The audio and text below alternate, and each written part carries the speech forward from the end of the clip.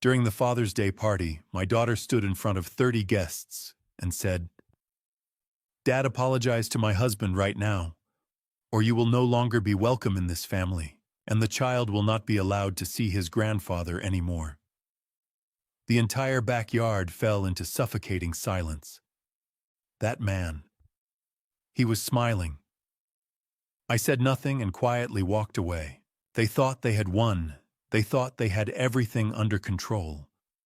But they had no idea that in that very moment, they had already determined the price they would have to pay. Thank you for being here with me. Before we continue, I'd love to know, where are you watching from today? Drop your location in the comments so we can connect across places and stories. Also, please note some details are shaped for storytelling and reflection. Any resemblance may be coincidental, but the message is something worth thinking about for yourself.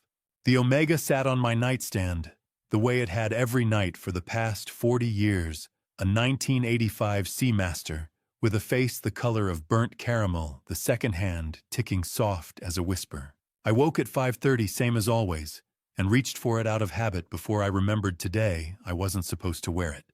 Today I was supposed to keep it safe in its wooden box tucked away in my dresser, waiting for the day Tyler turned 18 and I could press it into his palm the way my father had pressed it into mine. Father's Day, June 2024. 65 years on this earth, and this was the first one without Margaret to tell me I was overthinking the potato salad. I sat up joints, protesting the way they do when you've spent 35 years on your knees, pulling wire through tight spaces, and looked out the window. Cedar Park was still caught in that early morning hush, the kind where you can hear a sprinkler 3 houses down, and the mockingbirds haven't started their racket yet. The sky was that pale, clean blue. You only get in Texas before the heat sets in, before the air turns to soup, and you start wondering why anyone ever settled here in the first place. I padded downstairs bare feet on cool tile and started the coffee. The house felt too big. It had felt that way since Margaret passed 4 years ago. Like all the spaces she used to fill with her laugh and her clutter, and her habit of leaving half-read paperbacks on every flat surface had just stayed empty. I'd thought about moving into one of those neat little townhouses over in Round Rock, where you don't have to mow your own lawn. But then I'd think about Tyler running through the backyard chasing fireflies in the summer, and I'd put it off another year. The coffee maker gurgled and hissed. I pulled my favorite mug from the cabinet, the one that said, "World's okayest electrician, a gag gift from the crew 5 Christmases ago," and poured it to the brim. Black, no sugar. Margaret used to say I drank it like I was punishing myself. Maybe I was. I had a party to throw. By 6 a.m., I was in the backyard hauling the old Weber grill out of the shed and checking the propane. The plan was simple: ribs, brisket, sausage links, corn on the cob, and enough sides to feed a small army. Arthur had promised to bring his famous jalapeno cornbread. The Williams couple next door, Ted and Martha, good people, been my neighbors for 22 years, said they'd bring a watermelon and some of those store-bought cookies that everyone pretends are homemade. Emily, my younger daughter, was handling dessert, and Nicole. I stopped one hand on the grill lid. Nicole, 34 years old, and I could still see her at 7, all skinny legs and scraped knees, trailing after me on job sites because she wanted to help Daddy fix the lights. So I'd called her my little apprentice, my shadow, my princess. That was before Trevor. 2 years. That's how long it had been since she'd brought him home for Thanksgiving, all smiles and nerves, introducing him as the one, Trevor Hayes. Smooth-talking, 2 white teeth, handshakes that lasted a beat too long. He joined Brennan Electrical 6 months later as business development consultant, a title I still didn't fully understand. Nicole said he was helping modernize our systems. I said I'd been running the company for 35 years without systems, and we'd done just fine. But I'd signed the papers anyway, because she'd asked, because she was my daughter, because Margaret wasn't there to tell me to slow down and read the fine print. I shook my head and flipped open the grill. Enough. It was Father's Day. I wasn't going to spend it chewing on regrets. By 8, the meat was prepped and marinating, the folding tables were set up under the oak tree, and I was halfway through my second cup of coffee when I heard tires on gravel. Too early. The party didn't start until 11. I walked around the side of the house and saw Nicole's silver SUV parked in the driveway. She stepped out, first sunglasses covering half her face even though the sun was barely up. Then Trevor in a polo shirt, so aggressively lime green it hurt to look at. He was wearing something on his wrist that caught the light. My stomach dropped. The Omega. I must have left the box out yesterday when I was showing Emily. Must have forgotten to lock the dresser. And now Trevor was wearing it like it was his, like it was some accessory he'd picked up at a department store. "Morning, Charles." He called, grinning wide. I didn't answer. I watched Nicole avoid my eyes, watched the way she touched his elbow like she was steering him, and I felt something cold settle in my chest. "We wanted to get here early," Nicole said, her voice too bright. "Help set up." "I've got it handled," I said. We insist," Trevor said, and brushed past me into the backyard. Nicole lingered for half a second, opened her mouth like she wanted to say something, then followed him. I stood there in the driveway watching them go and felt the first prickle of something I couldn't name yet. Something wrong. By 11, the yard was full. Arthur showed up first, same as always, 70 years old, and still built like a linebacker, carrying his cornbread in a cast-iron skillet and a six-pack of Shiner Bock under one arm. We'd been friends since high school, 40 years of Sundays watching football, 40 years of him telling me I was too stubborn for my own good. "You look like hell," he said, clapping me on the shoulder. Good to see you too, Arthur." Ted and Martha arrived next, Martha fussing over the folding chairs, and Ted making a beeline for the grill to critique my technique. Then Emily pulled up in her beat-up Honda Tyler, bouncing in the back seat like he'd had 3 espressos for breakfast. My grandson, 7 years old, gap-toothed, wearing a t-shirt with a cartoon dinosaur on it. He exploded out of the car and sprinted across the lawn, and I barely had time to brace before he hit me like a freight train. Grandpa, Mom said you're making ribs." I laughed, scooping him up, even though my back screamed in protest. "That's right, buddy. Best ribs in Travis County. Can I help?" "You bet." He wriggled down and grabbed my hand, dragging me toward the grill. Emily followed, carrying a Tupperware tower of brownies, smiling that quiet smile that reminded me so much of Margaret. It hurt. "Hey, Dad," she said softly. "Hey, sweetheart." She kissed my cheek and set the brownies on the table, then glanced over at Nicole and Trevor, who were standing by the oak tree, heads bent close, whispering. Her smile faded. "Everything okay?" she asked. "Fine," I lied. Tyler tugged on my hand. "Grandpa," I looked down. He was staring up at me with those wide brown eyes, Margaret's eyes, serious in the way only kids can be. "Yeah, bud. Do you like being a grandpa?" I opened my mouth to answer. Of course I did more than anything, but before I could get the words out, I caught sight of Trevor over Tyler's shoulder. He was watching us, watching me, and he was smiling. Not the kind of smile you give someone at a party. The kind of smile that says, "I know something you don't." Cold, sharp, wrong. I felt Tyler's hand in mine, small and warm and trusting, and something in my gut twisted. "Oh yeah, buddy," I said quietly, not looking away from Trevor. "I do," but even as I said it, I couldn't shake the feeling that something was about to go very, very wrong. The ribs were perfect. I'd been working the grill for 2 hours straight, basting and turning, watching the meat take on that deep mahogany glaze that made people forget their manners and start hovering with empty plates. The brisket was resting under foil, the sausages were sizzling, and the corn was just starting to char at the edges. 30 people scattered across my backyard. Neighbors, a few guys from the crew family, and the hum of conversation was exactly what a Father's Day should sound like. Arthur was holding court by the cooler, telling some story that had Ted Williams laughing so hard he had to sit down. Emily was helping Tyler build a tower out of cornbread squares, both of them giggling when it collapsed. For a moment, I let myself believe everything was fine. Then Nicole stood up.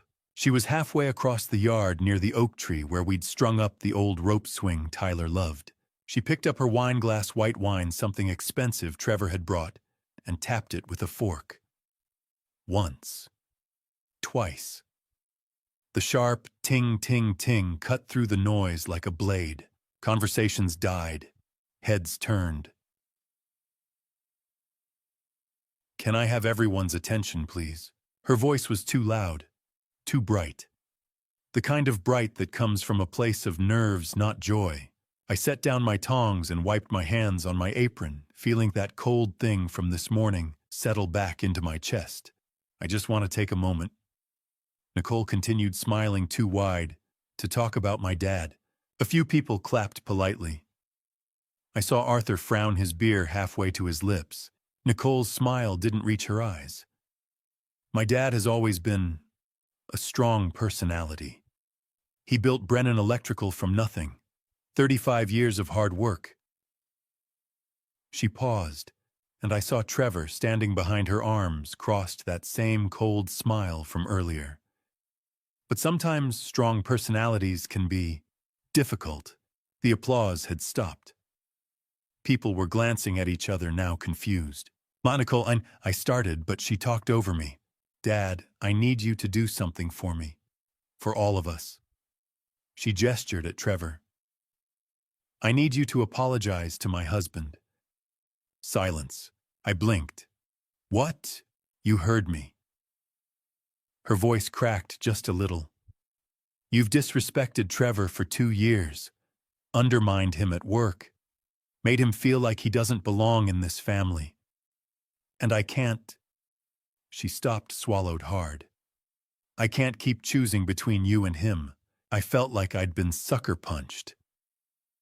"Nicole, I don't know what you're talking about." "You do." Trevor stepped forward, and I saw a few people shift uncomfortably.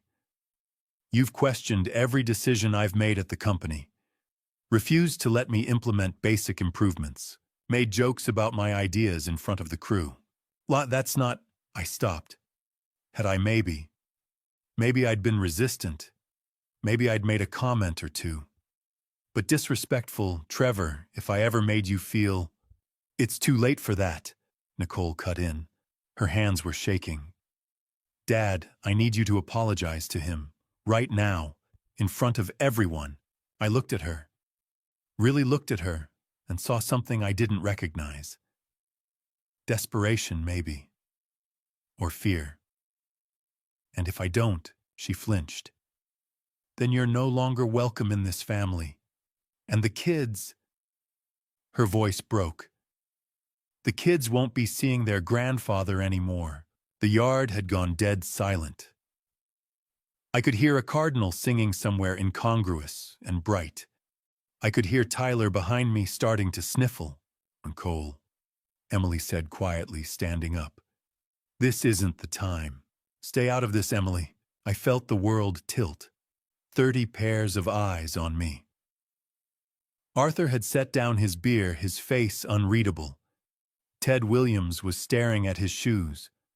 Martha had her hand over her mouth, and my Tyler was crying. Soft, confused little hiccups, like he didn't understand what was happening, but knew it was bad. "Nicole," I said carefully, "we can talk about this inside, Amina." "No." She lifted her chin. "You apologize now, or we're done." I opened my mouth, closed it. I didn't know what to say. Didn't know what I'd done. Didn't know how we'd gotten here. And then Trevor smiled. It was the same smile from this morning. Cold. Satisfied. And I realized with a sick lurch that this was planned. This whole thing. The wine glass. The speech. The audience. "Nicole," I said slowly, "what's really going on here?" She looked away. "I already told you." "Then tell me this." I kept my voice level even though my hands were shaking. "When you asked me to sign that succession planning document 6 months ago, Was it really about planning? Her face went pale. Because you said it was just paperwork. You said it was so you could make small decisions when I was on vacation. You said I stopped my throat closing up. You said it was to help me, Nicole. It was, she whispered. Then why, I asked. Are you telling me now that you own 51% of my company? A collective inhale. Arthur stood up. Emily's face went white. That's, Nicole faltered. That's not, it's exactly what you did. Trevor's voice was smooth, triumphant. The document was clear, Charles. You signed over majority ownership. It's legal. It's done. I stared at him, then at Nicole. You lied to me. I didn't. She was crying now, mascara running. Dad, you were so tired. You kept saying you wanted to retire. I thought, you thought you'd take it. No, I thought I was helping. I turned away from her, looked down at the grill, at the ribs going cold, at the perfect Father's Day I'd tried to build. And then I saw it. The watch on Trevor's wrist, catching the sunlight. The Omega. My father's watch. The one I'd been keeping for Tyler. Where did you get that? My voice came out flat. Trevor glanced down, feigning surprise. This Nicole gave it to me. Said it was a family heirloom. It was. He raised an eyebrow. Past tense. I looked at Nicole. She wouldn't meet my eyes. It was supposed to go to Tyler, I said quietly. On his 18th birthday. Well, Trevor said, still smiling, things change. Something in me went very still, very quiet. I pulled off my apron, folded it carefully, set it on the table next to the brownies Emily had brought. Emily reached for me. I shook my head. Didn't trust myself to speak. Charles, wait. Arthur started forward. I walked past him, past the guests who parted like water, past the oak tree and the rope swing and the folding chairs and the paper plates and all the things I'd set up to make this day good. I went inside, grabbed my keys off the hook by the door, came back out. Nicole was standing in the middle of the yard sobbing. Dad, please. I didn't look at her, didn't look at any of them. I got in my truck, started the engine and backed out of the driveway. In the rearview mirror, I saw her standing there, one hand reaching out like she could pull me back. Her face was a mess of tears and ruined makeup. And for a second, just a second, she looked like the little girl who used to trail after me on job sites, asking 1,000 questions, wanting to help Daddy fix the lights. Then I turned the corner and she was gone. Arthur's house sat at the end of a quiet cul-de-sac in Round Rock, a modest ranch style with a porch light that had been on since before I pulled into the driveway. I didn't remember deciding to come here. Didn't remember the 25-minute drive, the turns I must have made, the stoplights I must have run or obeyed. One moment I was backing out of my driveway, and the next I was standing on Arthur's doorstep, with my hand raised to knock the sun slanting low and golden through the live oaks. It was 3 in the afternoon. The door opened before I could touch it. Arthur stood there in his usual weekend uniform, faded jeans, a University of Texas t-shirt with a hole near the collar, bare feet. He looked at me for a long moment, taking in whatever he saw on my face, and then stepped aside. Come on in, Charles. No questions, no surprise. Just those 4 words and the steady weight of his hand on my shoulder as I walked past him into the cool dimness of his living room. I'd been in this house 1,000 times over the past 40 years, watched football games on that sagging couch, helped him install the ceiling fan that was now turning lazy circles overhead, knew which floorboards creaked and where he kept the good coffee. It smelled the same as it always did, old wood lemon furniture polish, and the faint, burnt sugar scent of the pipe tobacco he'd quit smoking 15 years ago, but still kept in a jar on the mantel. Arthur didn't say anything, just pointed me toward the couch and disappeared into the kitchen. I heard the clink of glass, the quiet glug of liquid being poured. He came back with 2 tumblers of whiskey. Neat. No ice. Thanks, I said hoarsely. My voice sounded like someone else's, He sat down in the armchair across from me, the one with the duct tape holding the armrest together, and took a sip.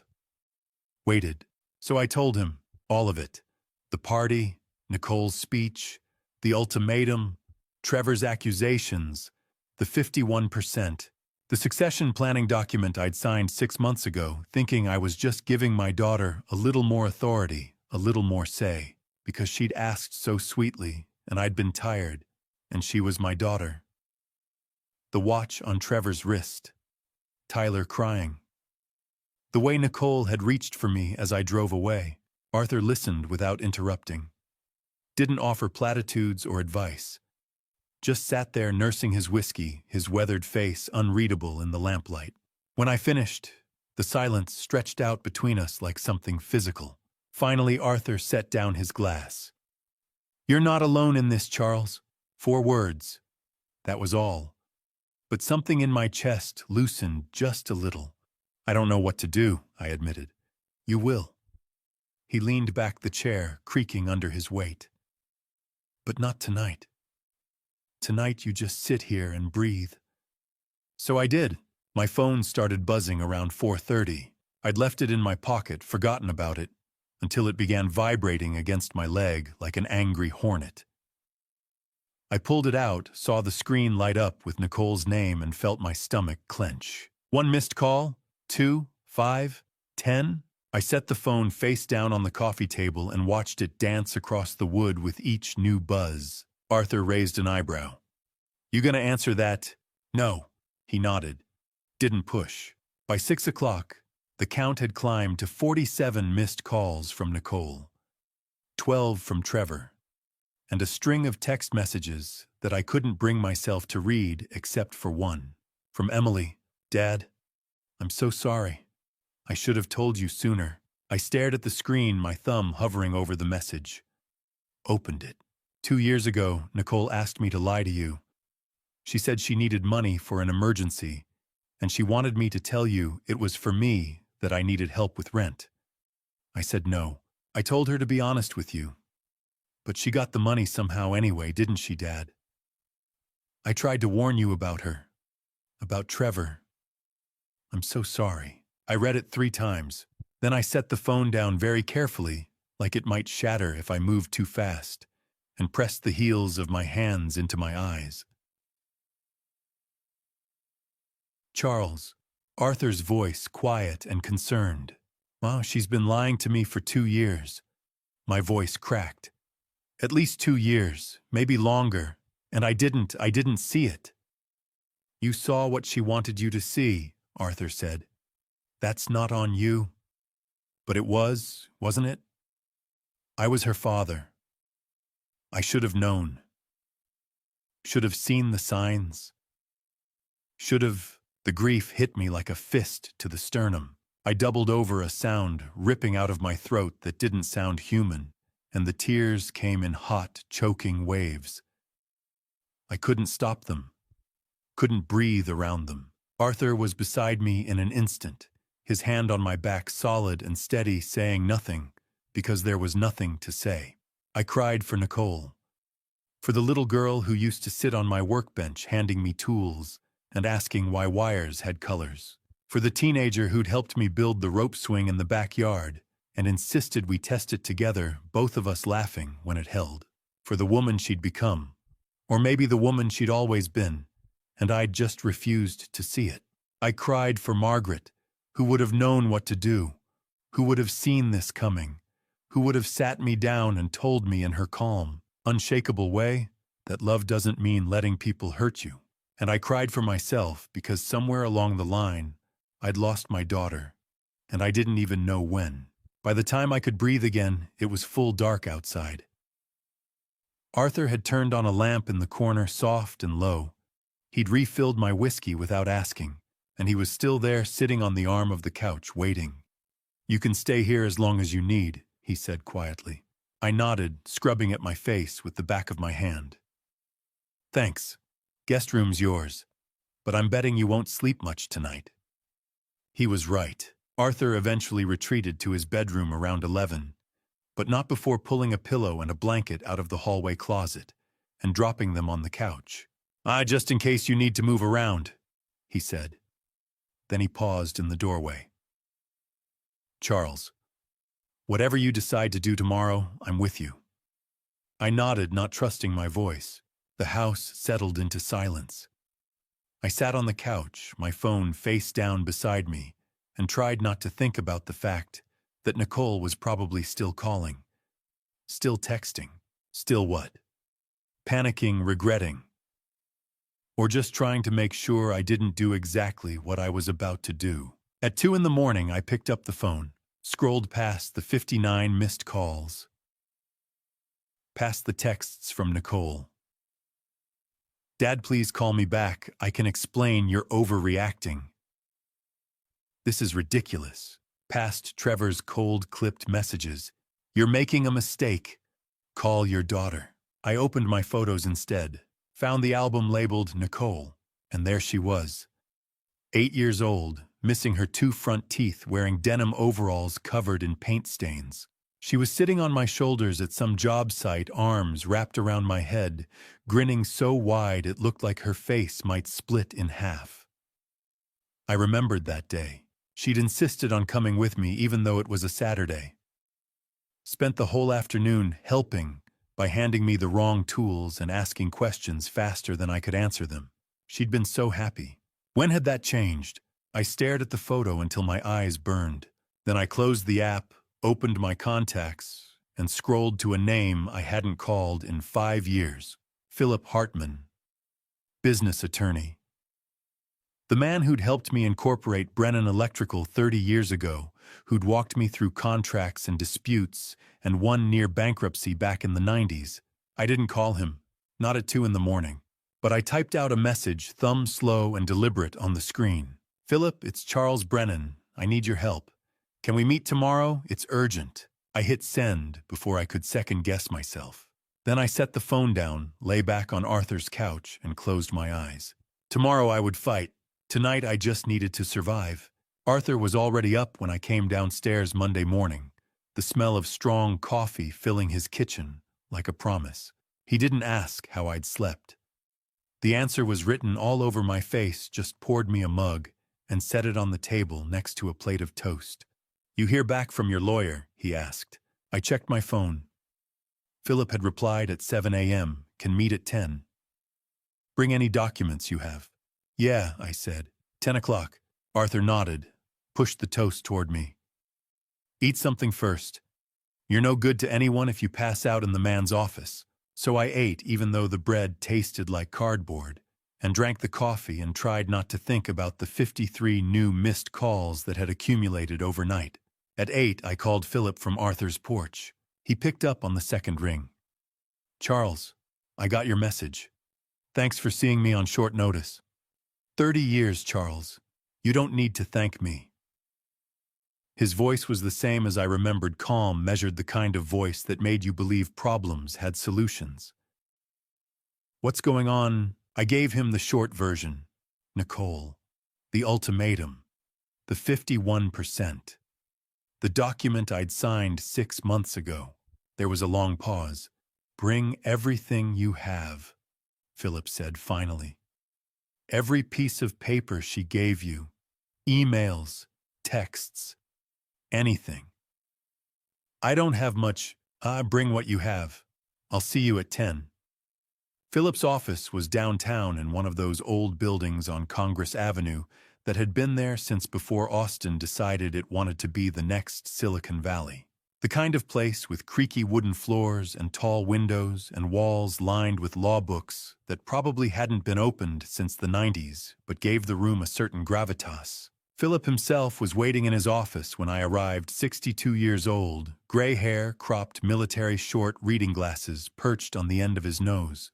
He stood when I came in, shook my hand with the firm grip of a man who'd spent his career negotiating deals and settling disputes, and gestured me toward the chair across from his desk. You look terrible, he said bluntly.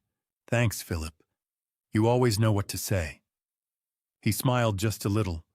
Sit, show me what you've got. I pulled out my phone, opened the photos I'd taken yesterday of the document Nicole had given me 6 months ago. I'd found it in my filing cabinet at home, tucked between tax returns and insurance policies, innocuously labeled Succession Planning. Brennan Electrical. Philip studied the screen, his face giving nothing away. Then he pulled out a legal pad and started taking notes. "Walk me through what she told you when you signed this," he said. I leaned back, trying to remember. It was November, around Thanksgiving. She said she wanted to have more authority to make decisions when I wasn't around, small stuff, like approving purchases under a certain amount, signing off on schedules. She said it would make things run smoother. Did she mention ownership? No. Percentage? No. Transferring control of the company? Absolutely not. I felt my jaw tighten. She said it was planning for the future. She said, I stopped the memory crystallizing. She said, Dad, just sign this so I can make small decisions when you're on vacation. It'll take the pressure off you. Philip wrote that down verbatim. Then he looked up. Charles, this isn't a succession planning document. This is a transfer of ownership. 51% of Brennan Electrical transferred to Nicole Brennan, effective immediately upon your signature. The room tilted. But she said, I know what she said. Philip's voice was gentle but firm. And that's the problem. This document is legally binding. You signed it, it was notarized, and unless we can prove otherwise, it's valid. Prove otherwise, I echoed. He set down his pen. Fraud in the inducement. If we can demonstrate that Nicole deliberately misrepresented what this document was, that she lied to you about its contents, then we can argue the contract should be voided, because your consent was obtained through deception. I stared at him. Can we do that? Maybe. He leaned back, fingers steepled. It depends on what we can prove. Did she email you anything about this text you... I shook my head. It was all in person. Any witnesses? No, just us. Philip frowned. That makes it harder. It's your word against hers. But... He tapped the legal pad. If she's done this before, if there's a pattern of deception, that helps. And if we can find evidence that she's been planning this takeover for a while, that helps too. What kind of evidence? Financial records, emails between her and Trevor, anything that shows intent. He paused. Charles, I need you to go to the office, today. Take photos of everything you can, files, computers, records. Don't take anything physical, just document it. And whatever you do, don't confront her. Don't give her a reason to claim you're being hostile or unstable. She already thinks I'm unstable, I muttered. She told 30 people I disrespected her husband. Then don't give her more ammunition. Philip's gaze was steady. This is going to be a fight, Charles. And fights are won by people who keep their heads. I nodded slowly, took a breath. Okay. Okay. He stood, extending his hand again. Go to the office, document everything, then call me tonight and tell me what you found. I shook his hand. Thanks, Philip. Don't thank me yet, he said. We've got a long road ahead. The drive to Georgetown took 30 minutes, but it felt like hours. Brennan Electrical had been based out of the same building for 20 years, a low-slung commercial space off Interstate 35, with a small showroom in front, and a warehouse and workshop in back. I'd signed the lease when Nicole was in middle school. Had painted the exterior myself, that industrial beige that looked boring but hid dirt. Had installed every light fixture in the parking lot. I pulled into the lot at 2 in the afternoon, killed the engine, and just sat there for a minute. The building looked the same. Same beige walls. Same logo, a stylized lightning bolt with Brennan Electrical in bold letters underneath. But there was something new, a sign. Hanging just below the logo, crisp and professional, like it had been printed yesterday. Under new management, Nicole Brennan, Operations Director. I stared at it. Felt something cold and sharp twist in my chest. She'd done it. Made it official. Publicly claimed the company I'd built with my own hands, my own sweat, my own 35 years. My hands were shaking when I reached for the door handle. I took a breath. Another. Don't confront her, Philip had said. Just document. Right. I opened the door and stepped out into the parking lot, the Texas sun beating down on my shoulders, and walked toward the building I wasn't sure was mine anymore. My key didn't fit. I stood at the front door of Brennan Electrical. The door I'd walked through 10,000 times. The door I'd painted and repainted, and once kicked in when the lock jammed back in 2003 and my key turned halfway, then stopped. Wouldn't budge. They'd changed the locks. I tried again, slower this time, thinking maybe I was using the wrong key, even though I knew I wasn't. Same result. The deadbolt didn't recognize me anymore. I stood there for a long moment, the afternoon heat pressing down like a weight, and felt something crack inside my chest. Then I knocked. Footsteps. The sound of the deadbolt sliding back the new one, the one that didn't know my key, and the door opened. Trevor stood there, still wearing that lime green polo, my father's watch glinting on his wrist. He looked at me the way you'd look at a door-to-door salesman you weren't interested in. Polite disinterest with a thin veneer of pity. "Charles," he said. "Not Charles, come in. Not hey, we need to talk. Just my name, flat and final." "I'm here to pick up some files," I said, keeping my voice level. "I'm afraid that's not possible. Excuse me." Trevor shifted his weight, blocking the doorway more deliberately. "Nicole, as majority owner, has voted to restrict your access to the premises until the current family situation is resolved." I stared at him. "You're joking." "I'm not." He pulled out his phone, swiped a few times, then turned the screen toward me. There was an email dated this morning with Nicole's name at the top. "Effective immediately. Charles Brennan is prohibited from entering company property without prior written authorization." "That's my company," I said quietly. "It was." Trevor pocketed his phone. "Now it's 51% hers, and as majority owner, she has the authority to make executive decisions." He smiled just a little, including this one. The heat made my head swim. Or maybe it wasn't the heat. "Trevor, I need to get my things. You can submit a written request for any personal items.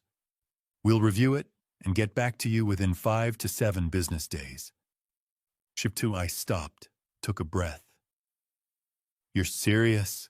"Completely." He started to close the door. "Have a good day, Charles." I put my hand on the door, not hard, just enough to keep it from closing. "Let me talk to Nicole. She's not available." "Trevor." "Mr. Brennan." His voice went cold. "Remove your hand or I'll call the authorities and report you for trespassing." I pulled my hand back like I'd been burned. Trevor gave me one last smile, satisfied, triumphant, and shut the door in my face. The deadbolt slid home with a sound like a gunshot. I stood there staring at the closed door, my own reflection faint in the tinted glass. 65 years old, locked out of the building I'd built. By my daughter's husband, wearing my father's watch. I pulled out my phone and started taking pictures. The new sign, the door, the lock. I opened the voice memo app and recorded a short description, date, time, location, what Trevor had just said. My hands were shaking so badly I almost dropped the phone twice, but I got it done. Document everything Philip had said. Don't give them ammunition. So I documented. And then I stood there in the parking lot under the punishing sun, trying to figure out what to do next. That's when I heard the door. Not the front door.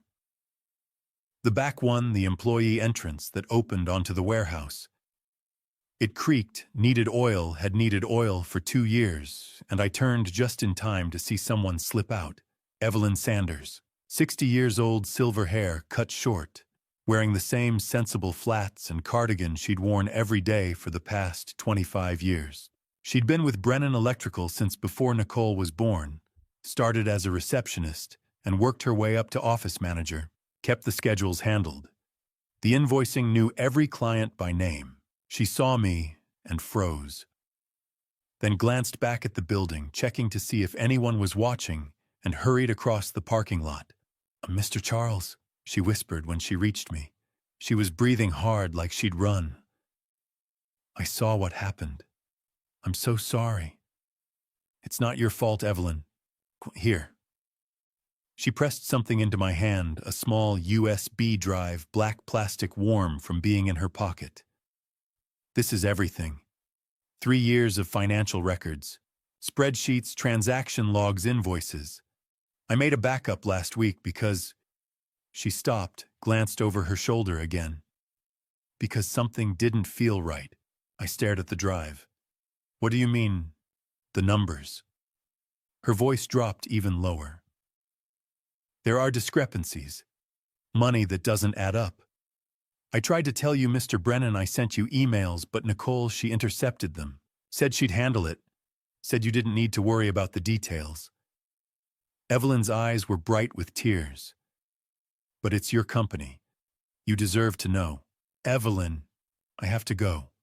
She squeezed my hand. "Be careful, Mr. Brennan, please."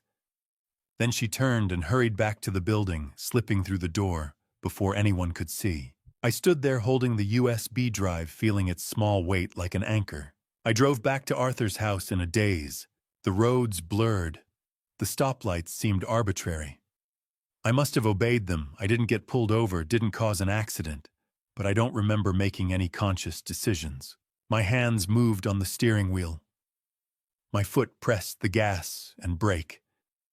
And somewhere in the back of my mind, a voice kept repeating the same sentence over and over. "You built that company. You built it. 35 years. I'd been 29 when I started Brennan Electrical, fresh off a 5-year apprenticeship with a beat-up truck and a toolbox, and a wife who believed in me, even when I didn't believe in myself. I'd worked 18-hour days, pulled wire in 100-degree heat and 20-degree cold, underbid jobs just to get my name out there. Slowly, painfully built a reputation. Brennan gets it done.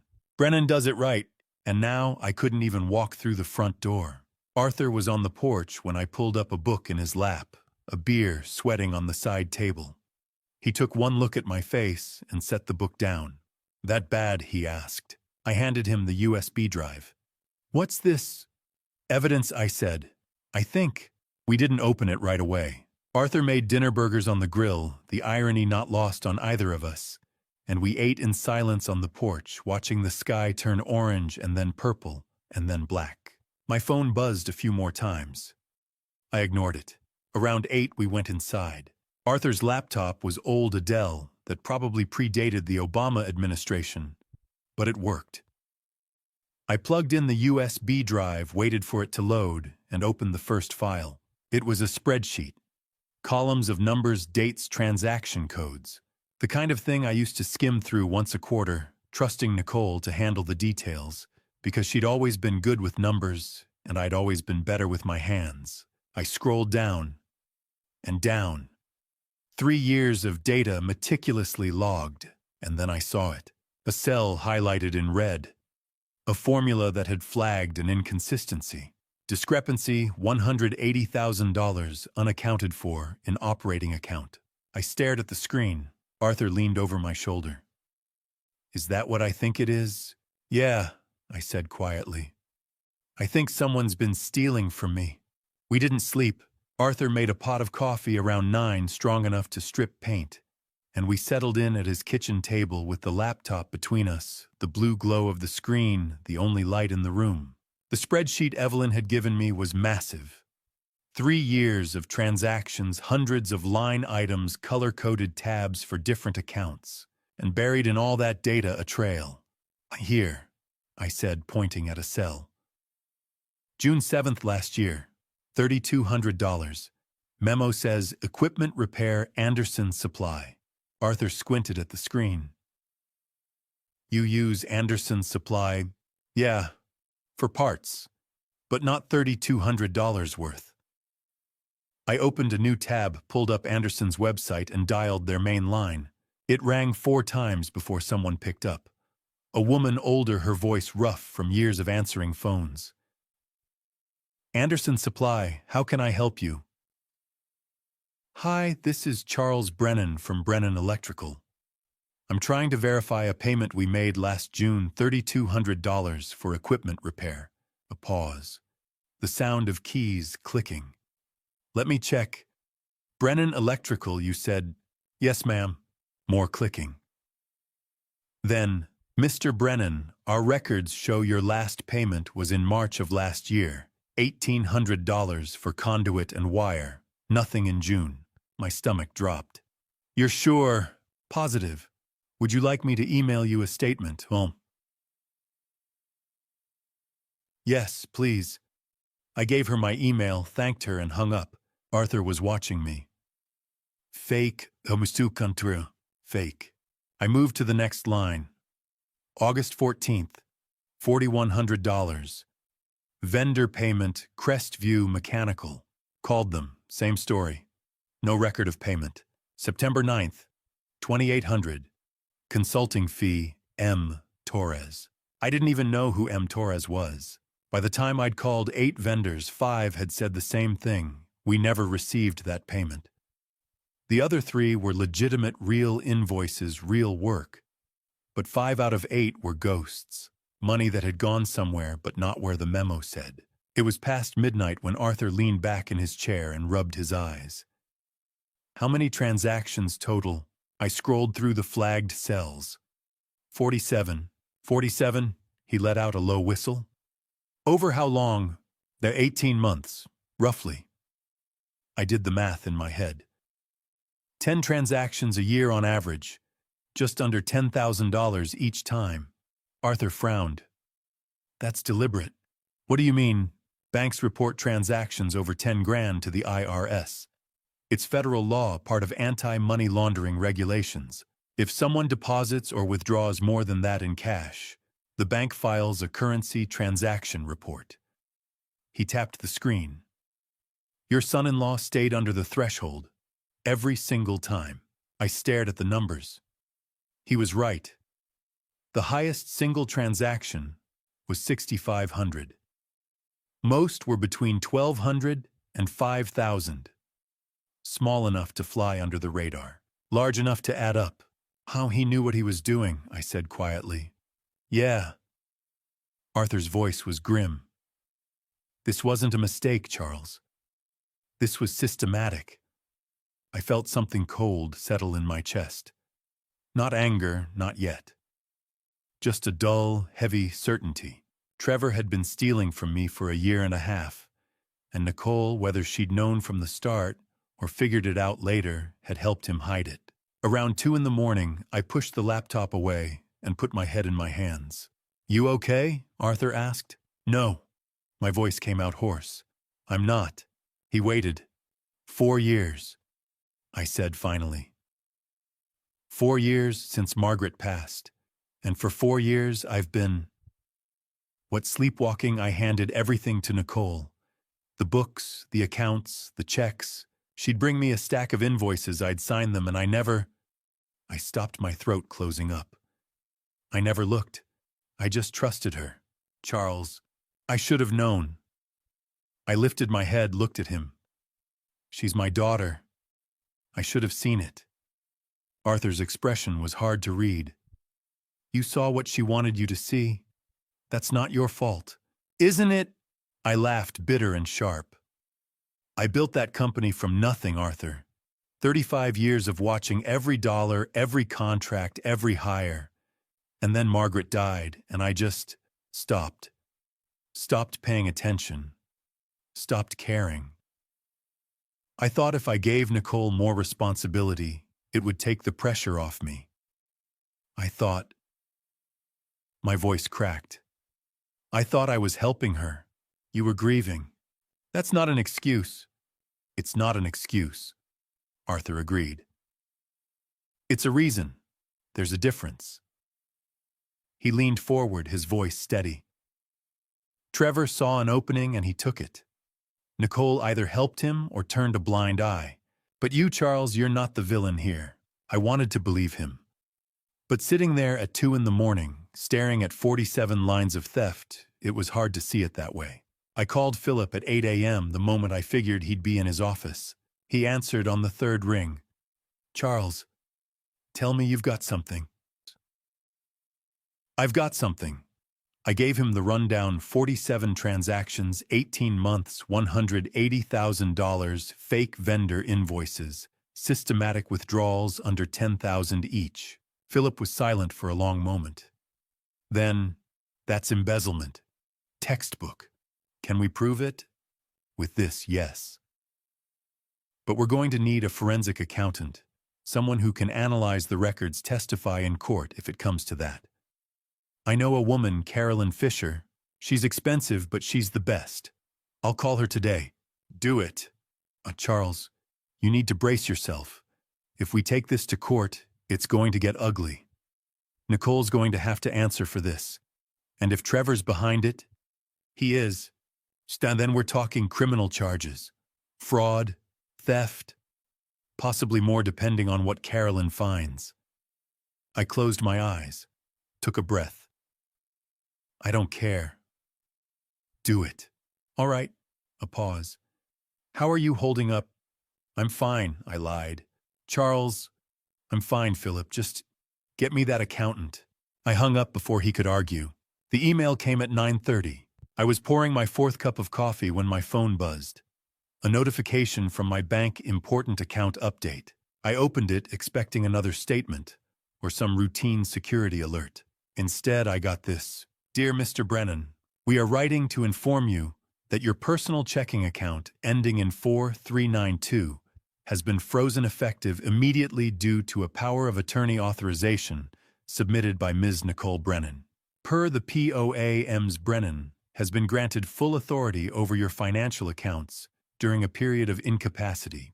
If you believe this action has been taken in error, please contact our customer service department at your earliest convenience. I read it twice, then a third time. Arthur, I said. He looked up from his coffee. What? I handed him the phone. He read the email, his face going very still. Then he looked at me. She can't do that. Can she? I don't know. My hands were shaking again. I never gave her power of attorney. I never signed anything like that. Arthur's jaw tightened. Then it's forged. Or she lied. Again. I took the phone back, stared at the screen. She's cutting me off, Arthur. From the company. From my own bank account. She's trying to... I stopped, the word catching in my throat. Trying to what?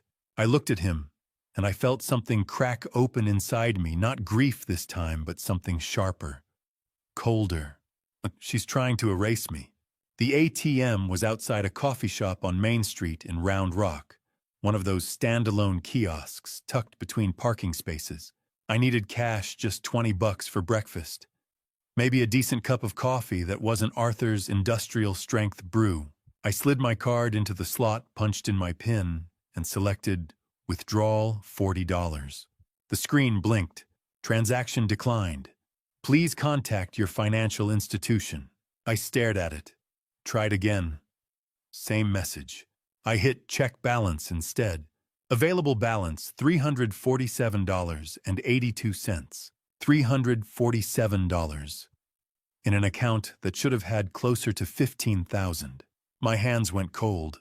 I called the bank from Arthur's kitchen, the customer service number printed on the back of my debit card. Waited through 4 minutes of hold music, something instrumental and grating, before a woman picked up. First National Bank, this is Sandra. How can I help you today? Hi, Sandra. This is Charles Brennan, account ending in 4392. I just tried to withdraw cash and got declined, but my balance shows $347. Can you tell me what's going on? Keys clicking. A pause. Mr. Brennan, your account was flagged 8 months ago under a power of attorney authorization. The account is currently under restricted access. Restricted access? Yes, sir. A POA was filed by Ms. Nicole Brennan in October of last year, citing health concerns. She's been granted full authority over the account. You'll need to contact her directly if you'd like to make a withdrawal. I felt the room tilt. I never signed a power of attorney. Sir, the document on file is notarized. If you believe it's fraudulent, you'll need to dispute it through legal channels. Quell legal channels? I repeated, my voice flat. Yes, sir. Is there anything else I can help you with today? I hung up without answering. Philip didn't sound surprised when I called him 10 minutes later.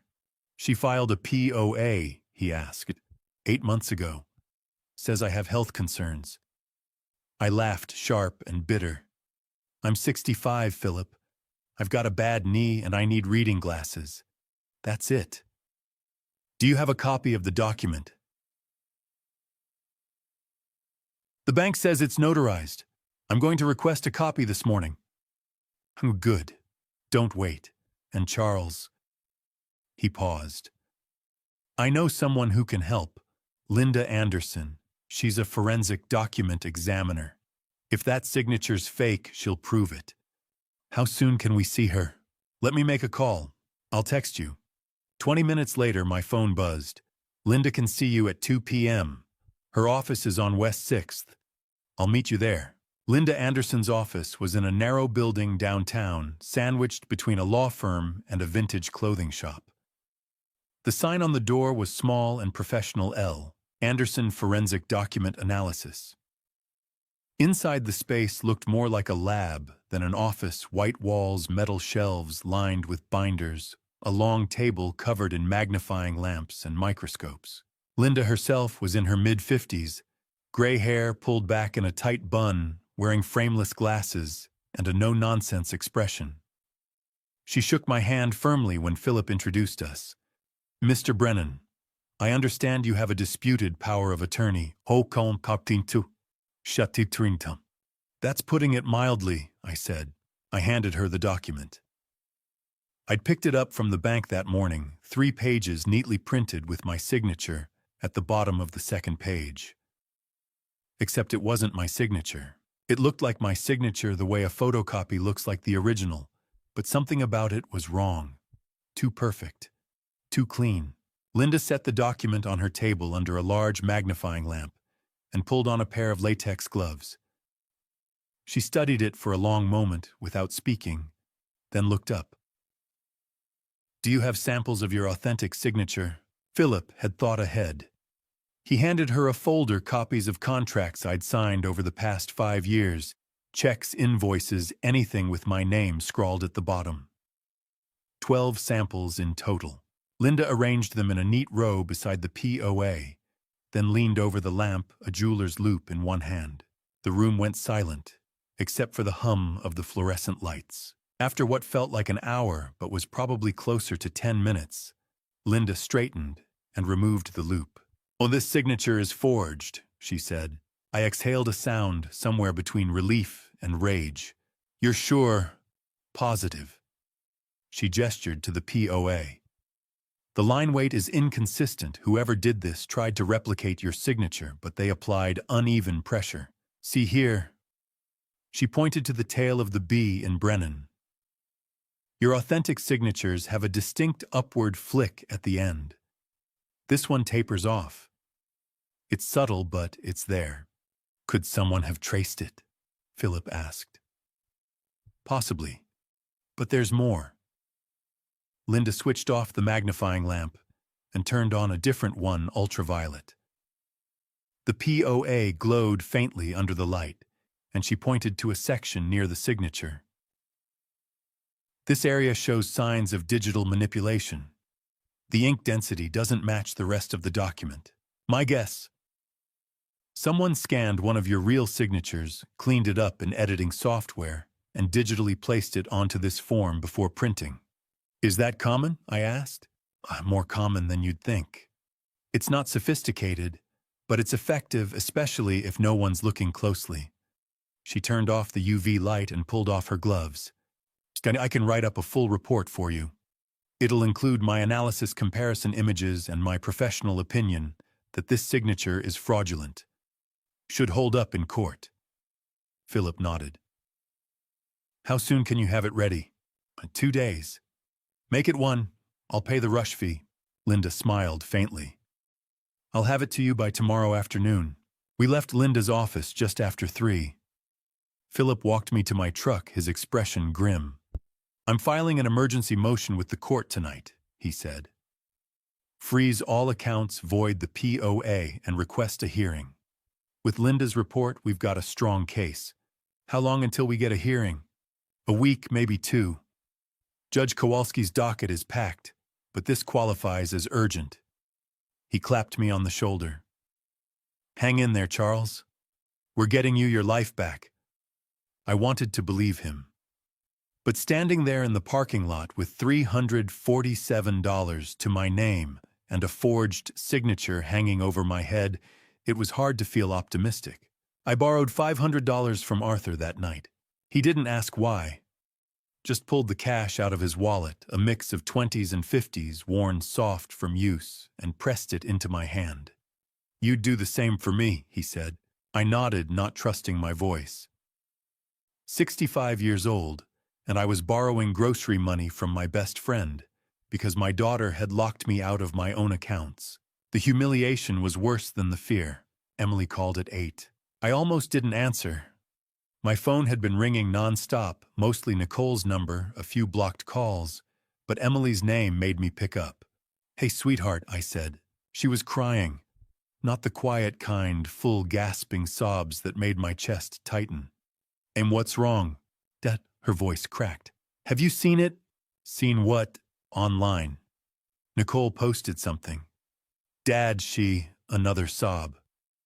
"She's telling everyone you're sick, that you're experiencing cognitive decline, and the family is trying to protect you." The words hit me like a fist.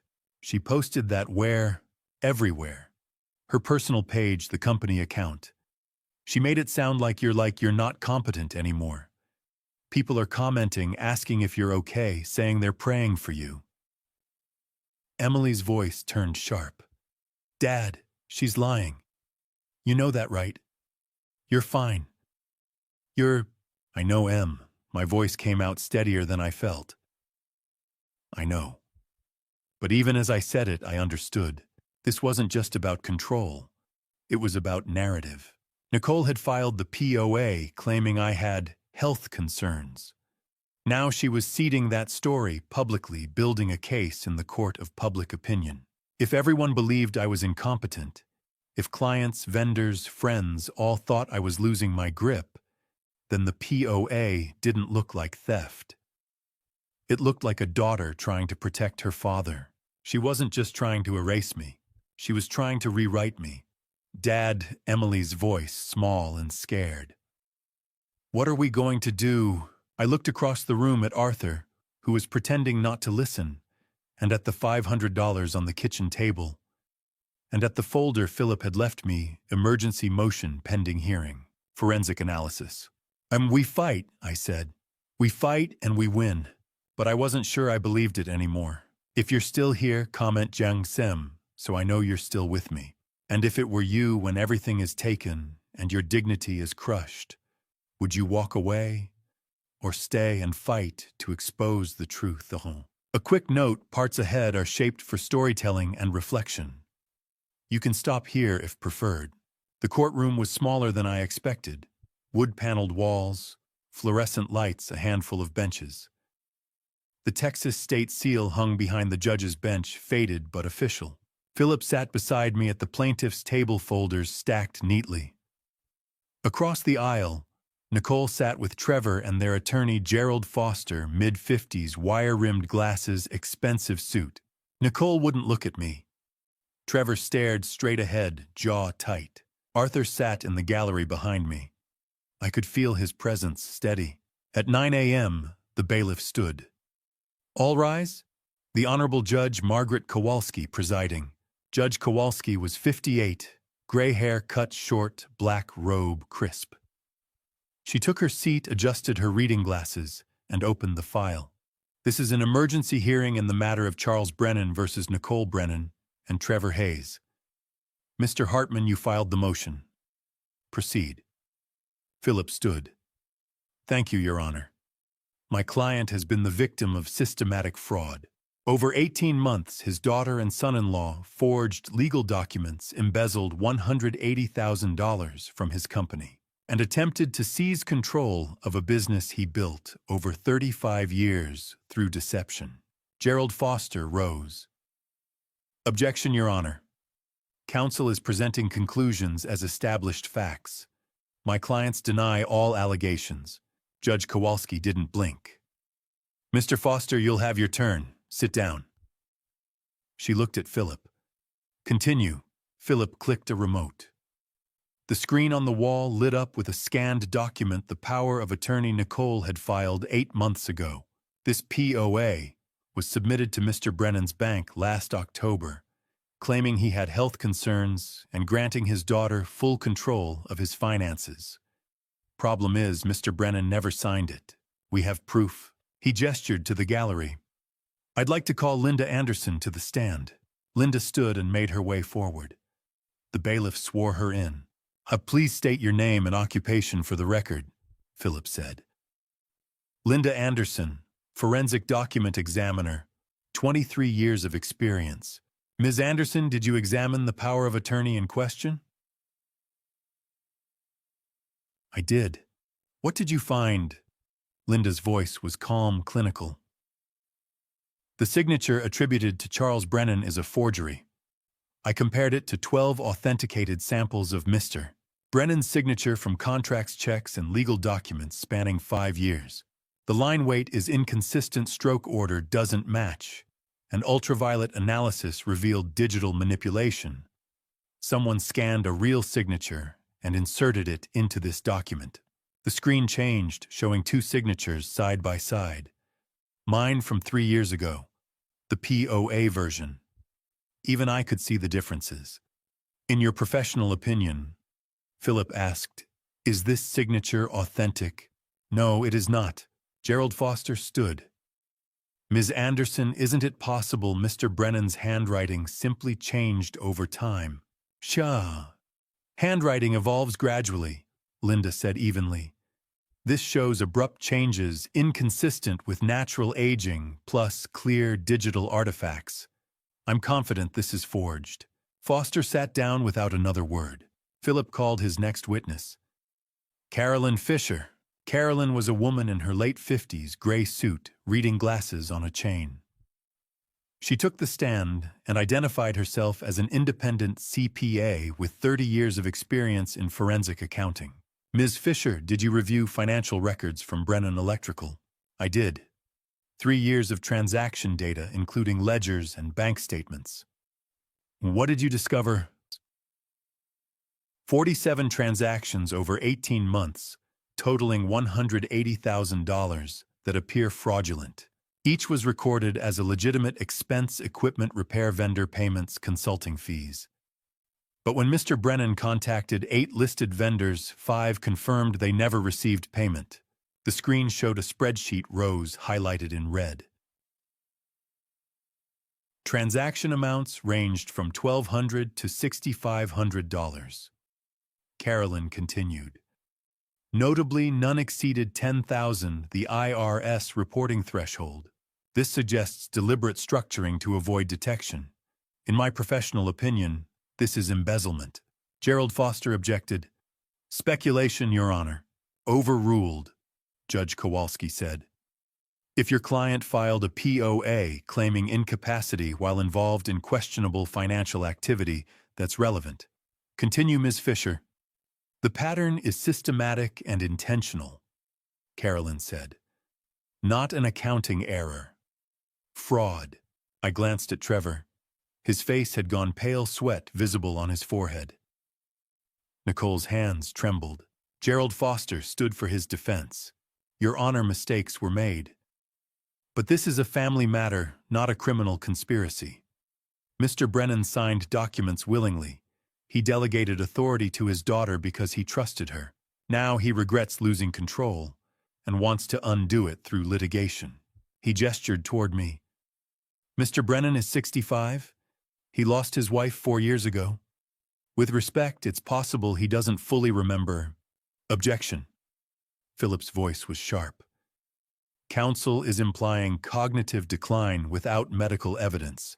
Sustained, Judge Kowalski said firmly. Mr. Foster, unless you have documentation supporting that claim, move on. Foster hesitated. No further argument, Your Honor. Judge Kowalski closed her file and folded her hands. Here's what I see. A power of attorney with a forged signature confirmed by a forensic expert. Testimony from a CPA identifying systematic embezzlement. A business ownership transfer the plaintiff claims was obtained through misrepresentation. She looked at Nicole. Ms. Brennan, does your counsel have evidence to refute these findings? Foster whispered to Nicole. She shook her head. No, Your Honor, Foster said. Judge Kowalski picked up her pen. My ruling is as follows. The power of attorney submitted by Nicole Brennan is void effective immediately due to fraudulent signature. The transfer of 51% ownership of Brennan Electrical is suspended pending investigation into fraud in the inducement. Temporary full ownership is restored to Charles Brennan. Personal bank accounts of Nicole Brennan and Trevor Hayes are frozen pending resolution of embezzlement allegations.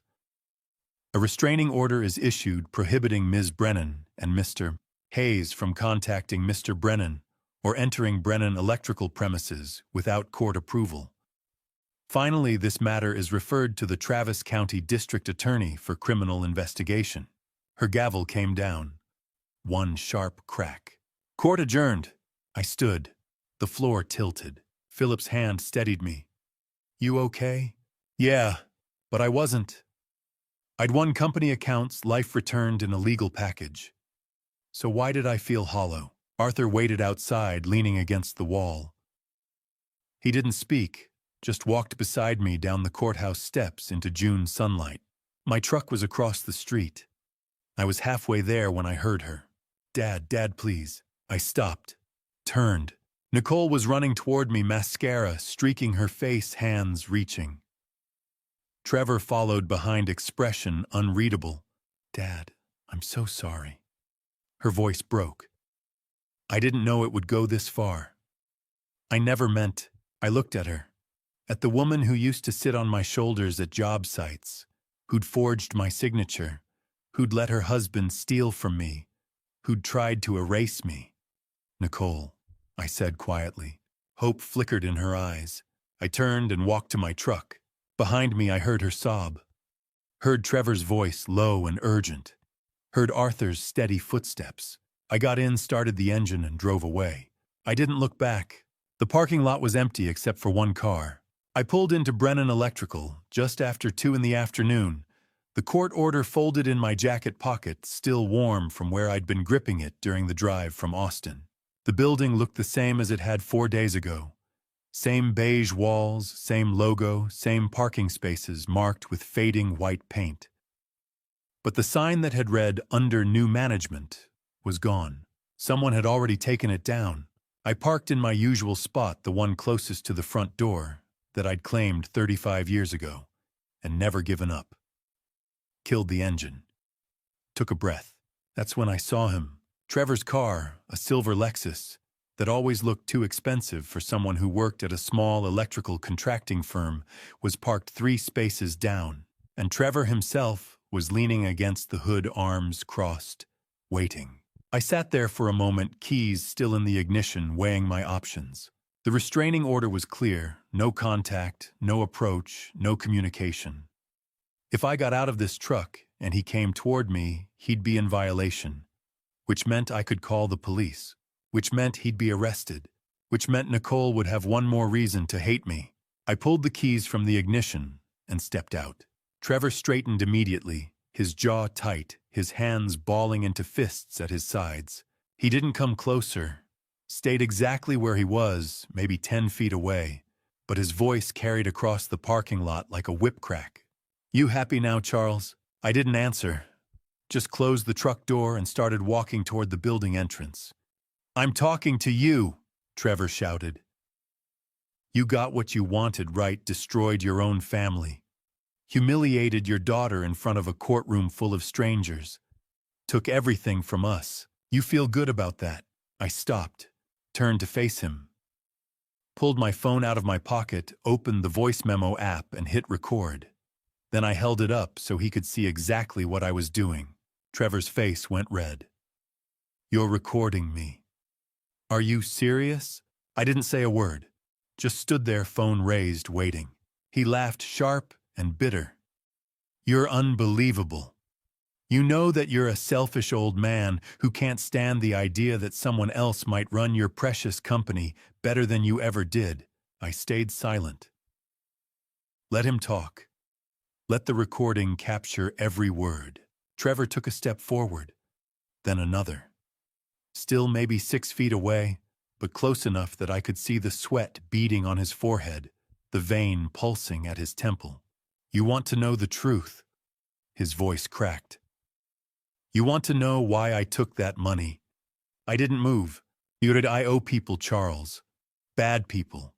$180,000 in debts that I can't pay. And if I don't pay them... He stopped, swallowed hard. If I don't pay them, they're going to hurt me. You understand, they're going to come after me, and I don't know what they'll do, but it won't be pretty. I felt something twist in my chest, but I kept my expression neutral, kept the phone steady. I made mistakes. Trevor continued, his voice rising. I made bad bets. I thought I could win it back. I thought... He shook his head, almost laughing. That I thought I could fix it before anyone found out. And Nicole, she was just trying to help me. She didn't want to steal from you. She just wanted to save me. The confession hung in the air between us, raw and desperate. I lowered the phone slightly. So you stole from my company to pay off your debts. I borrowed, Trevor snapped. I was going to pay it back. With what? He didn't answer. You forged my signature, I said quietly. You manipulated my daughter into helping you commit fraud. You tried to take everything I built, and now you're standing here telling me it's because you made bad bets. I'm telling you I'm desperate, Trevor shouted. I'm telling you I don't know what else to do. Then you should have asked for help. I did. I asked Nicole, and she... He stopped, looked away. She what? Trevor's jaw worked. She said she'd fix it. She said she'd take care of it. And I let her because I'm a coward and I didn't want to face what I'd done. For the first time since this whole nightmare started, I saw something in Trevor that wasn't arrogance or smugness or cold calculation. I saw fear, real bone-deep fear, and I almost felt sorry for him. Almost. I turned. Nicole was running across the parking lot from the side street, her face pale, her hair disheveled. She must have been waiting somewhere nearby watching. She reached Trevor and grabbed his arm, pulling him back. Trevor, stop. Just stop. She turned to me, her eyes red and swollen. Dad, please, please, can we just talk? No, I said. Dad, there's a restraining order, Nicole. He's not supposed to be here. Neither are you. I know. Her voice broke. I know, but I had to, Dad. I'm begging you. Can you forgive us? Can you please I'll do anything. Anything to fix this. I'll pay back every cent. I'll work for free. You chose him, I said quietly. Nicole froze. 2 years ago, you chose him. You chose to lie to me. You chose to let him steal from me. You chose to forge my name and try to take my company. I looked at her, really looked at her, and felt something inside me break all over again. You made your choice, Nicole. Now you have to live with it. Her face crumpled. Dad, please. No. She stared at me, tears streaming down her face, and then her knees gave out. She sank down onto the curb, her hands covering her face, sobbing so hard her whole body shook. Trevor stood over her, his expression shifting from desperation to anger. He looked at me, and for a second I thought he might say something else, might apologize, might beg, might try one more time to make me understand. Instead, he spat on the pavement between us. You'll regret this, old man. He said, his voice low and venomous. Then he grabbed Nicole by the arm, pulled her to her feet, and dragged her toward the Lexus. She didn't resist. Just let him lead her. Her sobs muffled against his shoulder. They got in the car. The engine roared to life, and they were gone. I stood there in the parking lot, phone still in my hand, the recording still running.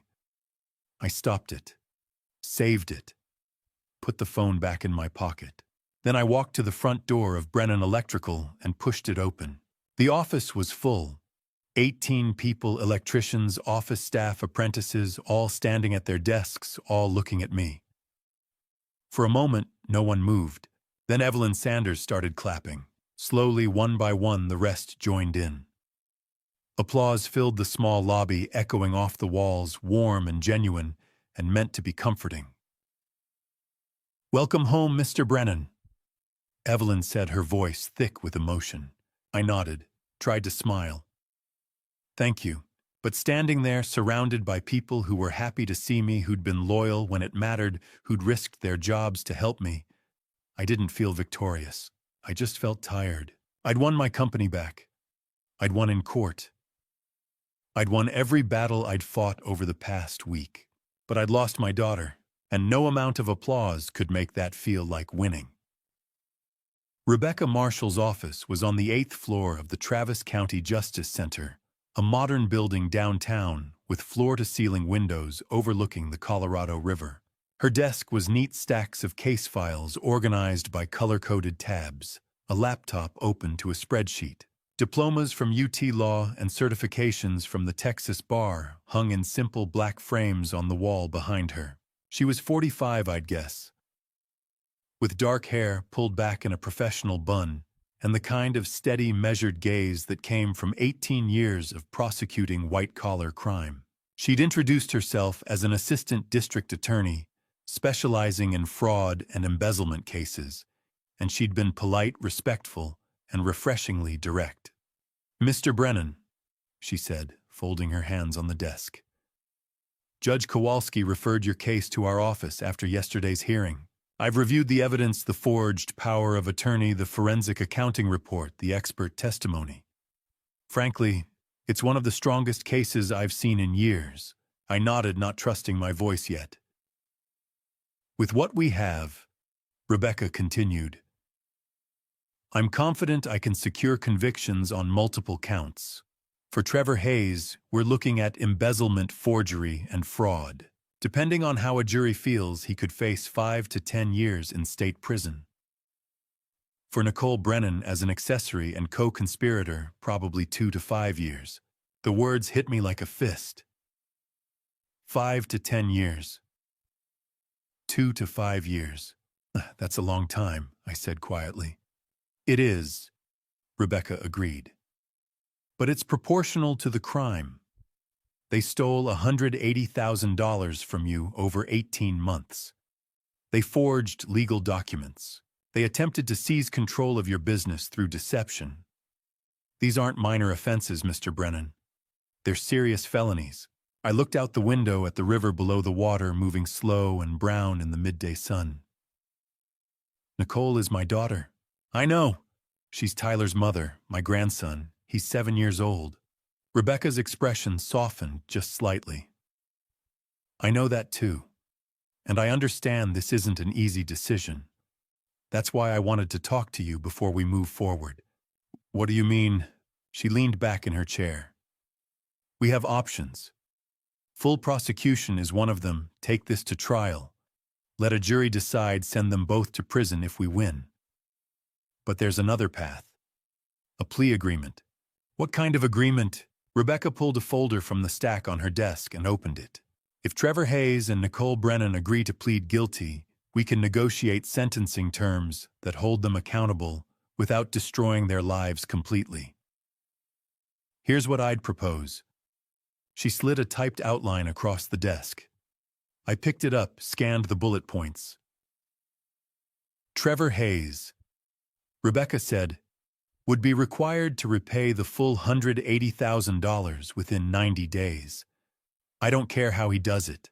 Sells assets, borrows from family, takes out loans. But the money comes back to you in full. He'd also be required to leave Texas within 30 days and prohibited from returning for 5 years. And he'd receive a suspended sentence, 3 years probation. If he violates any term of the agreement, he goes to prison immediately. No second chances. I nodded slowly. And Nicole would be required to resign from Brennan Electrical permanently. She'd make a public apology posted online and delivered in person to your employees. She'd also receive a suspended sentence with 3 years probation. And as part of the agreement, she'd be prohibited from interfering with your visitation rights to your grandson. Minimum 2 visits per month more if you want. I stared at the outline, the words blurring slightly. What if I say no? What if I want them prosecuted fully? Then we go to trial, Rebecca said.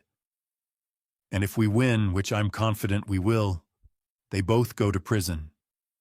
Trevor for 5 to 10. Nicole for 2 to 5.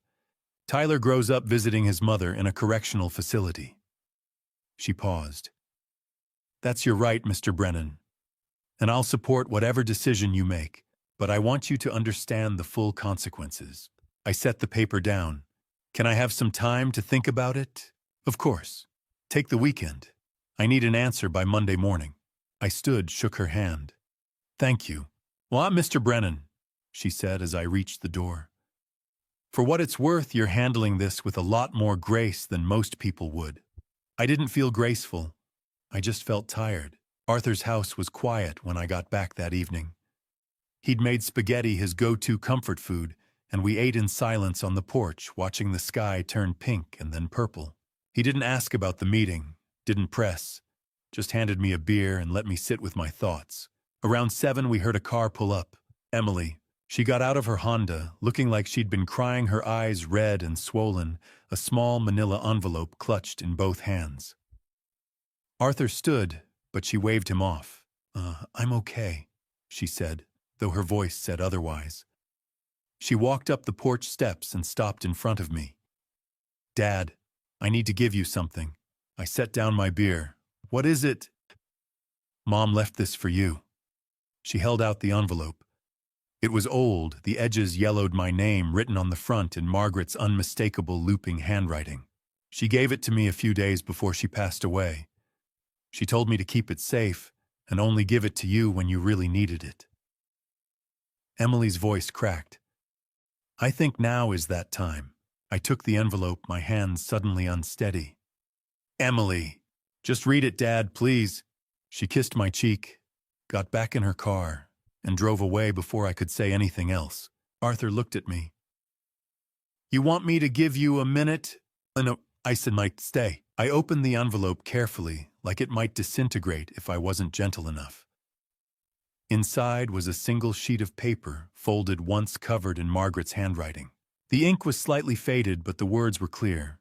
My dearest Charles, if you're reading this, it means Nicole has done something terrible. I don't know what exactly, but I know my daughter. I know she's weak when she loves the wrong person. I know she makes choices with her heart instead of her head, and sometimes those choices hurt the people who love her most. I'm writing this because I won't be there to tell you in person. The doctors say I have maybe 3 months, maybe less. And I need you to hear this while I still have the strength to say it. Nicole is flawed. She's made mistakes. And whatever she's done to hurt you, I'm sure it feels unforgivable right now. But Charles, she's also Tyler's mother. That little boy needs his grandfather. He needs you to teach him how to fix things, how to work with his hands, how to be a good man. But he also needs his mother. He needs her love, her presence, her imperfect, complicated humanity. So I'm asking you, begging you to give Nicole a second chance. Not because she deserves it. Not because what she did was okay. But because Tyler deserves a family. And you, my love, deserve peace. Forgiveness isn't about her. It's about you. It's about letting go of the anger so it doesn't consume you the way this illness is consuming me. I love you, Charles. I've loved you since the day we met, and I'll love you long after I'm gone. Give our daughter a chance. For Tyler. For me. For yourself. Always, Margaret. I read it twice, then a third time. My vision blurred, and I realized I was crying quiet, steady tears that I didn't bother wiping away. Arthur didn't say anything, just sat there solid and present the way he'd been for 40 years. I folded the letter carefully, slipped it back into the envelope, and looked at him. "I know what I have to do," I said. He nodded. "Yeah, I figured you did." The conference room at the district attorney's office was windowless and spare, a long table, 8 chairs, a whiteboard on one wall covered in faded marker from some previous case. Philip sat to my right, a leather folder open in front of him, his expression calm and professional. Across from us, Nicole sat with Trevor and Gerald Foster, their attorney. Nicole's eyes were red-rimmed, her hands folded tightly in her lap. Trevor stared at the table, jaw clenched so hard I could see the muscle twitching. At the head of the table, Rebecca Marshall sat with her own stack of files, a legal pad, and the air of someone who'd done this 100 times before. "Let's get started," she said. "Mr. Hartman, your client has agreed to propose a plea agreement in lieu of full prosecution. Please present the terms." Philip nodded and slid a typed document across the table, one copy to Rebecca, one to Gerald Foster. Nicole leaned over to read it, her breath catching audibly. "The terms are as follows." Philip began, his voice steady and measured. "First, Trevor Hayes will repay the full sum of $180,000 to Charles Brennan within 90 days of this agreement's execution. The method of repayment is Mr. Hayes's responsibility, sale of assets, loans from family, liquidation of property, but the funds must be returned in full." Trevor's hands curled into fists on the table. Philip continued. "Trevor Hayes will vacate the state of Texas within 30 days and is prohibited from returning for a period of 5 years. Violation of this term will result in immediate imprisonment." "That's ridiculous," Trevor muttered. Gerald Foster put a hand on his client's arm. "Let him finish." Philip didn't pause. "Third, Nicole Brennan will resign from all positions at Brennan Electrical effective immediately and permanently. She will have no involvement in the company's operations, finances, or decisions going forward." Nicole's face crumpled, but she didn't speak. "Fourth, Nicole Brennan will issue a public apology. This apology will be posted on her social media accounts and delivered in person to the 18 employees of Brennan Electrical. The apology must acknowledge her role in the fraud and embezzlement and take full responsibility for her actions." I watched Nicole's reaction. She closed her eyes, tears slipping down her cheeks, but she nodded just barely. "Fifth," Philip said, "both Nicole Brennan and Trevor Hayes will accept a suspended sentence of 3 years probation. If either party violates any term of this agreement, any term, they will be immediately remanded to state prison to serve the full sentence for their crimes." Rebecca Marshall looked up from the document. "For the record, those sentences would be 2 to 5 years for Ms. Brennan and 5 to 10 years for Mr. Hayes. The suspended sentence is contingent on full compliance." Trevor's face had gone pale. "Finally," Philip said, "Charles Brennan will be granted visitation rights to his grandson Tyler, a minimum of twice per month. Nicole Brennan is prohibited from interfering with these visits in any way. Failure to comply will constitute a violation of probation." Philip set the document down. "Those are the terms. Accept them or Ms. Marshall proceeds with full prosecution." The room went silent. Trevor pushed his chair back abruptly, the legs scraping loudly against the linoleum floor. "This is insane. You're trying to destroy us. Mr. Hayes." Gerald Foster started, but Trevor talked over him. "No. This is vindictive. He's using the legal system to punish us because he's bitter and—" "Sit down, Mr. Hayes." Rebecca Marshall's voice cut through the room like a blade. She didn't raise her volume, didn't change her tone. She just looked at him with the kind of cold authority that came from 18 years of prosecuting criminals who thought they were smarter than the law. Trevor froze. "If you walk out of this room," Rebecca said evenly, "I will file charges for theft by deception and forgery." Each charge carries a maximum sentence of 10 years under Texas Penal Code. That's 20 years total. I have expert testimony, forensic evidence, and a paper trail that a first-year law student could follow. You will be convicted. You will go to prison. And when you get out, if you get out before you're old and gray, you'll have a felony record that will follow you for the rest of your life. She leaned forward slightly. Or you can sit down, sign this agreement, and walk out of here today with a chance to rebuild your life. Your choice. Trevor stood there for another moment, breathing hard. Then he looked at Gerald Foster. His attorney leaned in, whispered something urgent and low. I couldn't hear the words, but I saw Trevor's expression shift from anger to fear to something that looked like resignation. He sat down. Rebecca looked at Nicole. Ms. Brennan, do you understand the terms of this agreement? Nicole nodded, her voice barely above a whisper. Yes. And do you accept them voluntarily without coercion? Yes.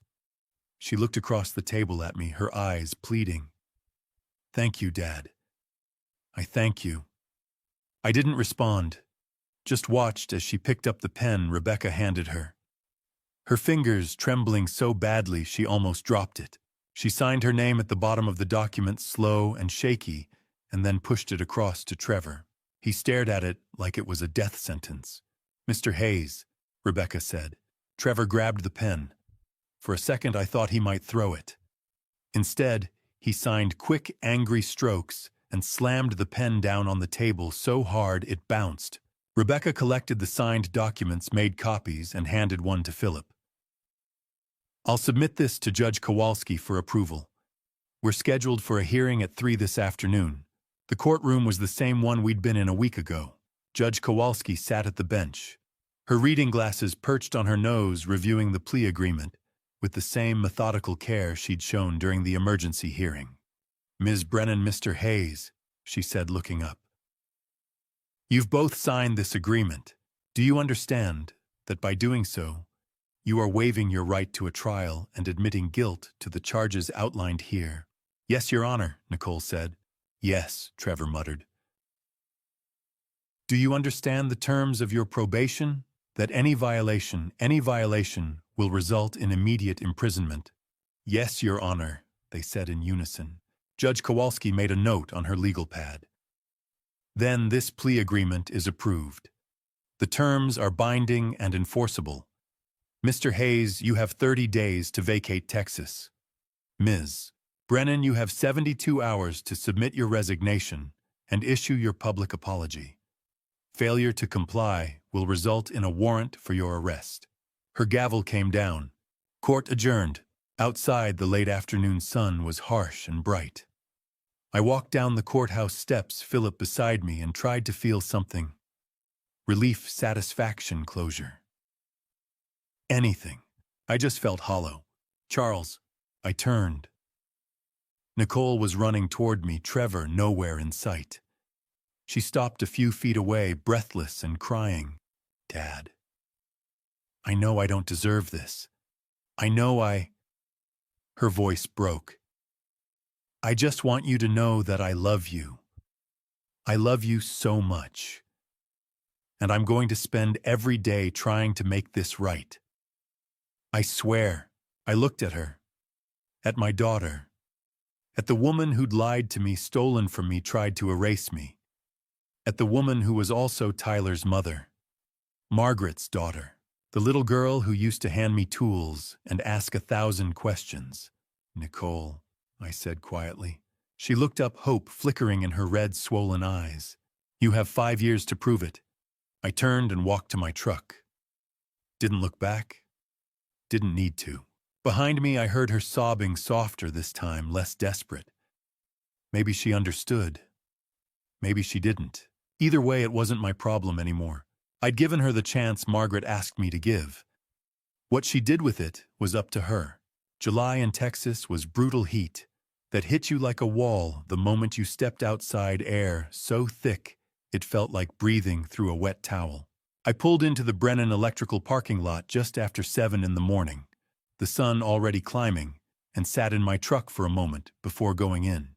The building looked the same. Same beige walls, same logo, same parking spaces. But I wasn't the same man who'd built this place 35 years ago. I wasn't even the same man who'd walked out of here 3 weeks ago hollow and victorious. I was 65 years old. I'd lost my daughter, my wife, and nearly my life's work. And now I had to figure out how to put the pieces back together. I grabbed my coffee and walked inside. The conference room was full by 8. 18 employees, electricians, office staff. The apprentices who'd been with us less than a year, all crammed around the table or leaning against the walls. Evelyn Sanders sat in the front row, her hands folded in her lap, her expression calm and steady. A few others looked nervous. Most just looked tired. I stood at the head of the table and took a breath. "Thank you all for coming," I said. "I know the past month has been hard. Hell, it's been a nightmare, and I need to say something before we move forward." I paused, choosing my words carefully. I made mistakes. Big ones. I trusted people without verifying what they were doing. I handed over control because I was tired, because I was grieving, because I thought I was helping someone I loved. And in doing that, I put all of you at risk. Your jobs, your livelihoods, your trust in this company, I jeopardized all of it because I was blind. The room was silent. I'm sorry, I said. I'm sorry I didn't see what was happening. I'm sorry I didn't protect you the way I should have.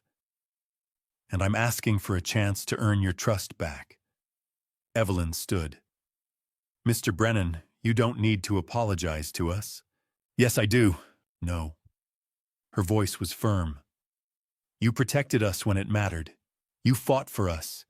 You got the company back and you made sure we all still have jobs. We trust you. We've always trusted you." She looked around the room. A few people nodded. One of the younger guys, Mike, I think his name was, said, "She's right, boss. We're with you." I felt something loosen in my chest. Not relief exactly, just gratitude. "And thank you," I said quietly. "That means more than you know." Over the next 2 weeks, I made changes. First, I called a meeting with the senior staff and laid out a new vision. Brennan Electrical was going to get smaller. We were going to focus on quality, not quantity. No more chasing every contract that came through the door. No more trying to grow just for the sake of growth. "That we're downsizing to 12, I said. "Core team only. If anyone wants to move on, I'll write you a good reference and give you fair severance. No hard feelings. But the people who stay, we're going to build something sustainable. Something I can manage without losing my mind." 6 people took the severance. 3 of them had been planning to leave anyway. One was moving to Dallas, another was starting his own business. The other 3 just wanted a fresh start away from the drama. I didn't blame them. That left 12 of us, and it felt right. I hired a new apprentice in mid-July. His name was Danny Miller, 19 years old, fresh out of a community college program, eager to the point of being annoying.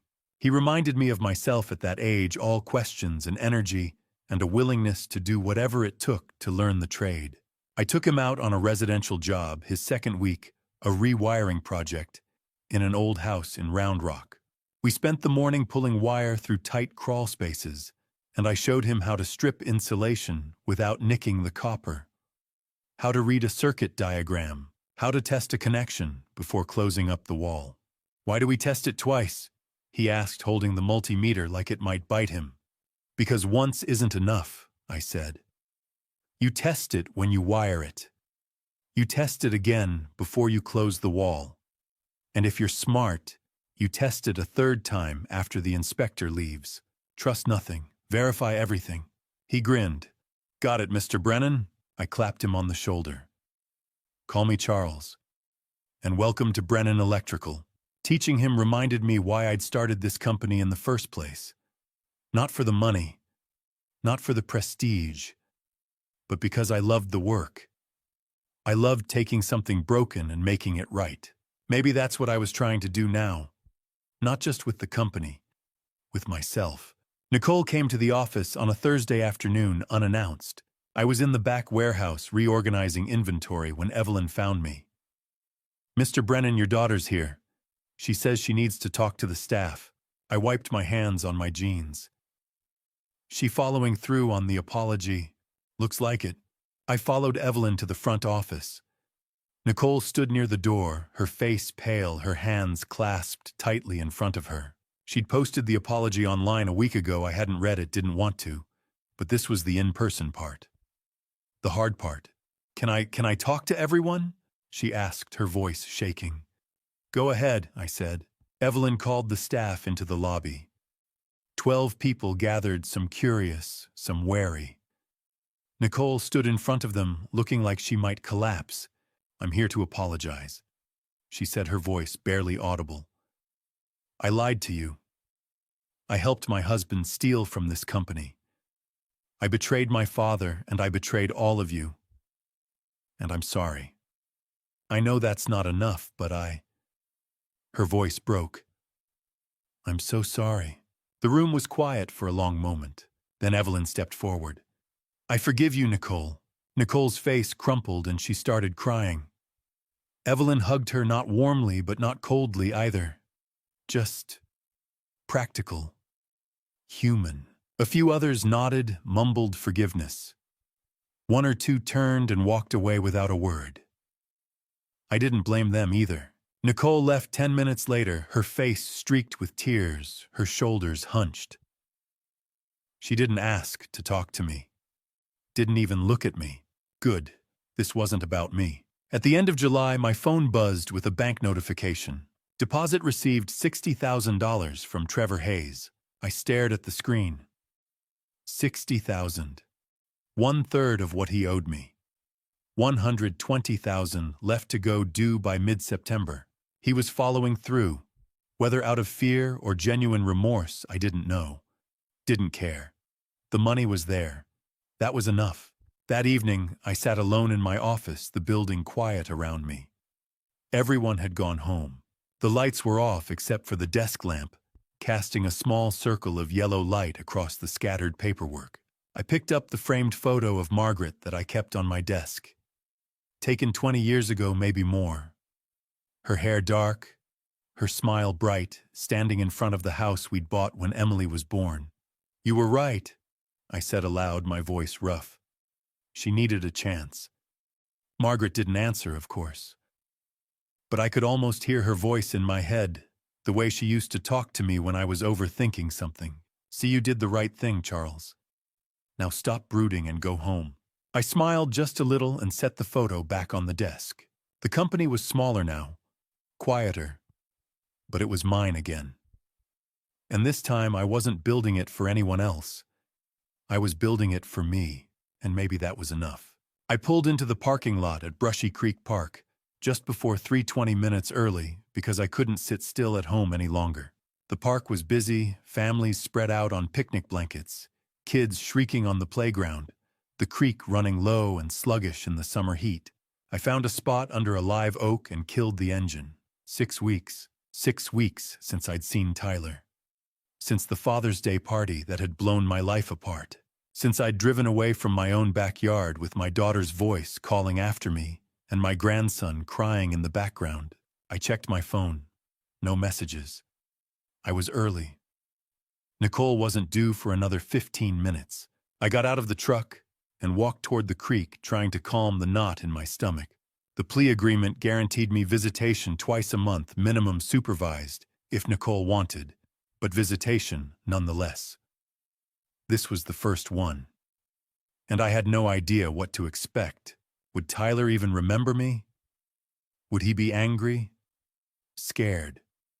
Would Nicole have told him some version of events that made me the villain? I didn't know. And not knowing was eating me alive. At 3:15 I saw them. Nicole's car pulled into the lot, a different car than before, something smaller and older, probably all she could afford now. She got out first, and I felt a jolt of surprise. She looked thin, too thin, dark circles under her eyes, her hair pulled back in a messy ponytail, wearing jeans and a t-shirt that hung loose on her frame. She opened the back door and Tyler climbed out.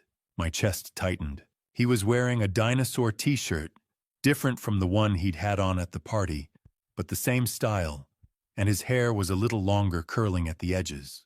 He looked around the parking lot, uncertain, until Nicole pointed toward me. And then he saw me. Grandpa, he took off running. I barely had time to brace myself before he hit me like a freight train. His arms wrapping around my waist, his face buried in my shirt.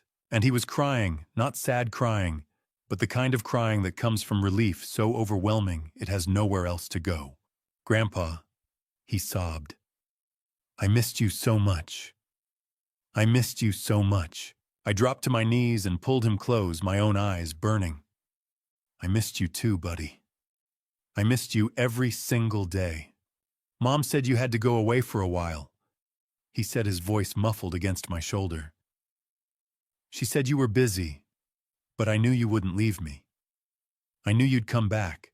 I looked over his head at Nicole, who was standing by the car, her arms wrapped around herself. She met my eyes for just a second, then looked away. I didn't leave you, Tyler, I said, pulling back so I could see his face. I'm here, and I'm not going anywhere. He nodded, wiping his eyes with the back of his hand. Okay. Nicole walked over slowly, her hands shoved into her pockets. The court order says I can stay for 5 minutes to make sure everything's okay, she said quietly.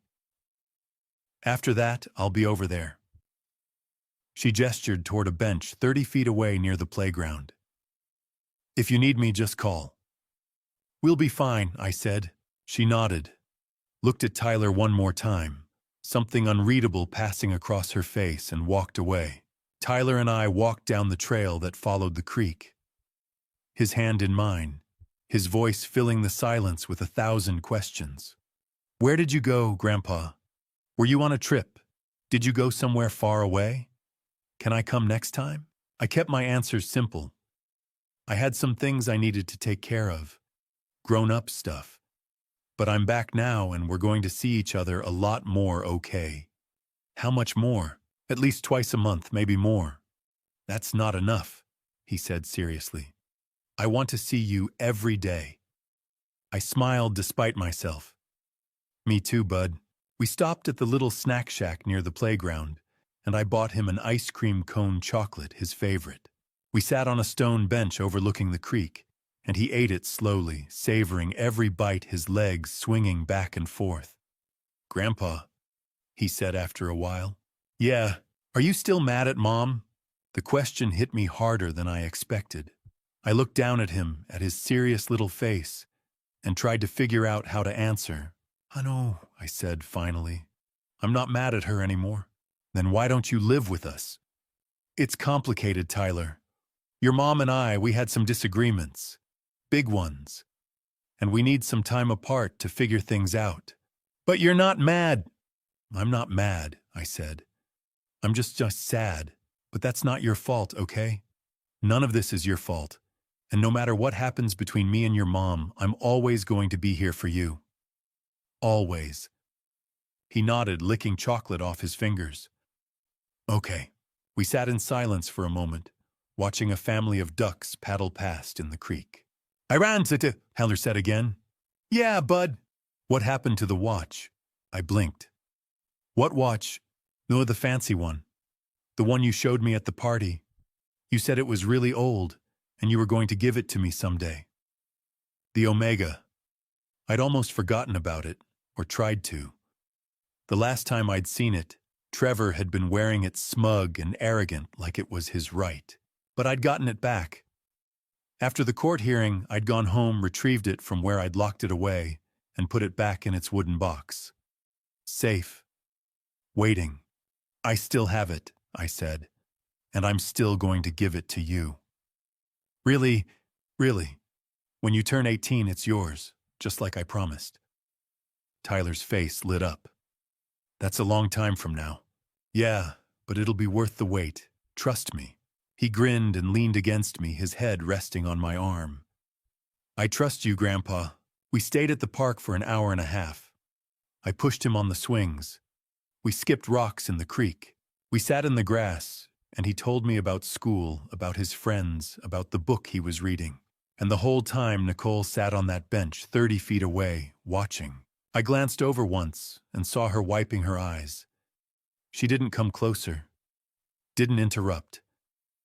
Just sat there alone watching her son laugh with the man she'd tried to take everything from. I didn't feel vindicated. I just felt tired. When it was time to go, Tyler hugged me again, his arms tight around my neck. "Grandpa, can we go fishing next time?" he asked. "Fishing." I smiled. "Yeah, bud. I think we can do that. Promise." "I promise." He pulled back his face, serious. "And you'll come back. You won't go away again." "I'll come back, I promise." He nodded, satisfied, and ran over to Nicole. She stood her hands in her pockets and gave me a small, sad smile. Then she mouthed 2 words. "Thank you," I nodded. They walked back to the car together, Tyler chattering the whole way, and I stood there in the parking lot watching them go. And for the first time in weeks, I felt something close to peace. Mozart's Coffee sat on the edge of Lake Austin, all glass walls and exposed brick, the kind of place where people brought laptops and pretended to work while staring at the water. I arrived early, ordered a black coffee, and took a table by the window. It was December. 6 months since the court hearing. 6 months since the plea deal. 6 months since I'd sat across from Nicole and told her she had 5 years to prove herself. This was the first time she'd asked to meet. I watched the door nerves I didn't want to admit tightening in my chest. Part of me wondered if she'd show up. Part of me wondered if I wanted her to. At 2 o'clock, she walked in. She looked different. Thinner, yes, I'd noticed that at the park when she'd brought Tyler. But it was more than that. Her hair was pulled back in a simple ponytail, no makeup, wearing jeans and a plain sweater. She looked like someone who'd stopped trying to impress anyone and started just trying to survive. She saw me, hesitated, then walked over. "Hi, Dad," she said quietly. "Nicole." She sat down, her hands folded on the table, and for a moment neither of us spoke. "Thank you for meeting me," she said finally. "I know you didn't have to. You asked. I'm here." She nodded, swallowed. "I wanted to give you an update. On everything." "All right." She took a breath. "Trevor paid back the full amount. $180,000. The last payment came through in September." I nodded. I'd known that the bank had notified me, but I let her tell me anyway. "He's gone," she continued. "Left Texas in July. He's in Arizona now. We don't talk. And the 2 of you, divorced. It was finalized in November." She looked down at her hands. "I should have done it years ago, before any of this happened. But Her voice cracked. "I thought he loved me, Dad. I really thought he did." "Did he?" "No." She laughed, bitter and sharp. "He loved the money. He loved what our family could give him. He loved the idea of not having to work for anything. But me..." She shook her head. "No, I don't think he ever did." I took a sip of my coffee, let her sit with that for a moment. "Do you regret it?" I asked. She looked up, her eyes red. "Every day. Every single day I wake up and wish I could go back and do it all differently. I wish I'd listened to Emily. I wish I'd been honest with you. I wish..." She stopped, wiping at her eyes. "I wish I'd been smarter, stronger, better." I reached into my jacket pocket and pulled out an envelope. Set it on the table between us. Nicole stared at it. "What is this?" "Open it." She did slowly. Inside was a stack of bills, 50 $100 bills, and a handwritten note. She unfolded the note, read it, and her face crumpled. "Dad, read it out loud," I said. Her voice shook. "This is an advance. Use it to go back to school, accounting, business, whatever you want. Build a new life. Don't see this as kindness. This is a debt I owe you. I didn't teach you about values before I gave you power. That was my failure, not just yours." She looked up, tears streaming down her face. Dad, I can't. Yes, you can. I leaned forward. You made mistakes, Nicole. Big ones. But I made mistakes too. I handed you responsibility without teaching you how to handle it. I trusted you blindly instead of teaching you to be trustworthy. So take the money. Go back to school. Prove to yourself that you can build something honest. She reached across the table and grabbed my hand, squeezing it so hard it hurt. Thank you, she whispered. Thank you. I squeezed back just once, then let go. Part 2, 1 year. June came around again. Father's Day. 1 year since the party that had shattered everything. I'd moved since then, sold the house in Cedar Park, with all its memories, and bought a small townhouse in Round Rock. 2 bedrooms, a patch of yard, barely big enough for a grill, but it was mine, and it was quiet. Tyler had insisted on throwing me a party. Emily showed up first, carrying a casserole and a grocery bag full of drinks. Arthur arrived next, then Evelyn Sanders and 2 of the guys from the crew. Nicole wasn't there. She'd asked if I wanted her to stay away, give me space, and I'd said yes. Not out of cruelty, just I needed this day to be simple. Tyler had made a card. Handmade construction paper folded in half the front, covered in crayon drawings of tools and lightning bolts. Inside, in his careful second-grade handwriting, "World's Best Grandpa." I stared at it for a long time, my throat tight. And when I looked up, everyone was watching me. You okay, Dad? Emily asked softly. I nodded, not trusting my voice. Tyler threw his arms around my waist. Do you like it, Grandpa? I love it, Bud, I managed. It's perfect. We ate on the patio burgers and hot dogs, potato salad, Emily's casserole that was somehow both too salty and too bland. Arthur told terrible jokes. Evelyn updated me on the crew. Tyler ran around the yard with a plastic lightsaber battling invisible enemies. It wasn't the party I'd planned a year ago. It was smaller, quieter, but it was real. That evening, after everyone had gone home and Tyler was asleep on the couch, my phone rang. Nicole. I hesitated, then answered. Hello. Hi, Dad. Her voice was soft. I just wanted to call and say, I love you, and thank you for not giving up on Tyler, for letting him be part of your life. I looked over at Tyler curled up on the couch with his card clutched in one hand. You're my daughter too, Nicole, I said quietly. I never gave up on you either. She was quiet for a moment. Then, I know. And I'm trying, Dad. I really am. I know you are. Good night, Dad. Good night, Nicole. I hung up and sat there in the dim light of the living room, listening to Tyler's soft breathing. My phone buzzed. A text from Nicole. Rest well, Dad. Tyler wants you to teach him fishing tomorrow. I'll drop him off at 7 a.m. I smiled just a little and typed back, sounds good. Then I set the phone down, leaned back in my chair and closed my eyes. 1 year ago, I'd lost everything. Tonight, I had my grandson asleep on my couch, my daughter texting me about fishing trips, and a handmade card that said I was the best. It wasn't everything, but maybe it was enough. I gripped the steering wheel as I turned off I-35 into North Austin. The dashboard clock read 6:47 p.m. 18 months ago on that Father's Day morning in Cedar Park. I never imagined I'd be driving to my daughter's home again for a holiday meal. The invitation had come 3 days earlier. Dad, can you come for Christmas dinner? Just the 4 of us? I'd really like that.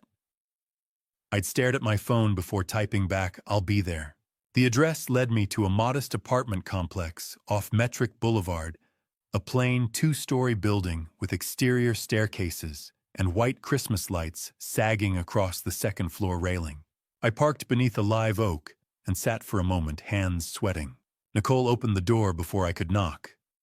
She wore a cream sweater and jeans, her hair in a simple ponytail. No makeup, no jewelry except a thin silver bracelet. Hi, Dad, she said quietly. Hi, sweetheart. I walked into a small living room that smelled like roasted chicken and sage. The furniture was secondhand, but tidy: a tan couch, a wooden coffee table, a bookshelf with Tyler's school books, and framed photos. Emily stood at the stove in the open kitchen, stirring a pot. She glanced over and smiled. "Hey, Charles." "Hey, Em," Tyler burst from the hallway. "Grandpa." He wrapped his arms around my waist.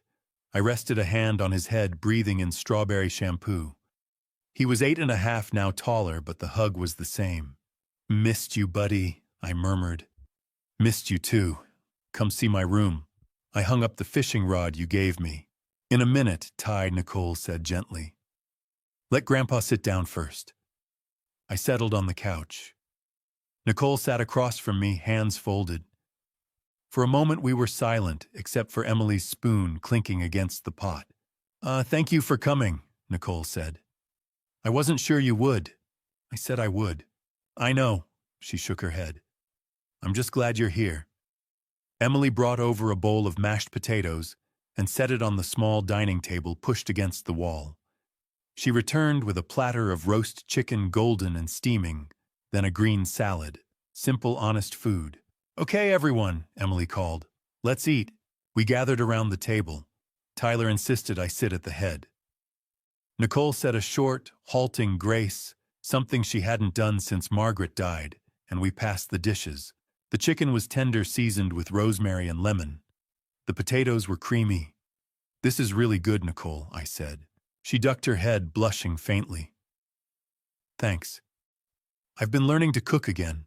Tyler launched into a story about his second-grade teacher, Mrs. Callahan, and the gingerbread house chaos in class, frosting everywhere, one kid eating half the candy.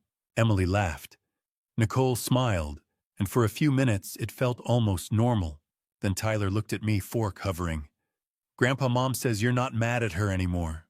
Is that true?" The table went quiet. Nicole's fork clinked softly. I set down my own fork. "I'm not mad, Ty. Your mom made some mistakes, and so did I. We're working it out. It takes time. But you still love her, right?" I glanced at Nicole. Her eyes were wet. "Yeah, buddy," I said quietly. "I still love her." Tyler nodded, satisfied, and went back to his chicken. Nicole looked down, blinking hard. After dinner, Tyler grabbed my hand and dragged me to his room.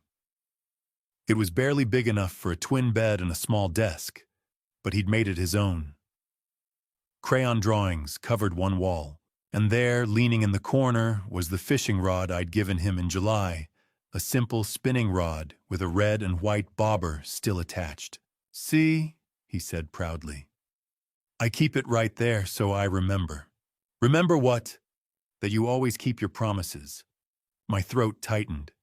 I crouched to his level. "I'll always keep my promises to you, Tyler. Always." He threw his arms around my neck. Over his shoulder, I saw Nicole standing in the doorway, one hand pressed to her mouth. When we came back out, Emily had set out a small chocolate cake with 8 candles, Tyler's half-birthday. We sang badly, and Tyler closed his eyes and blew them all out in one breath.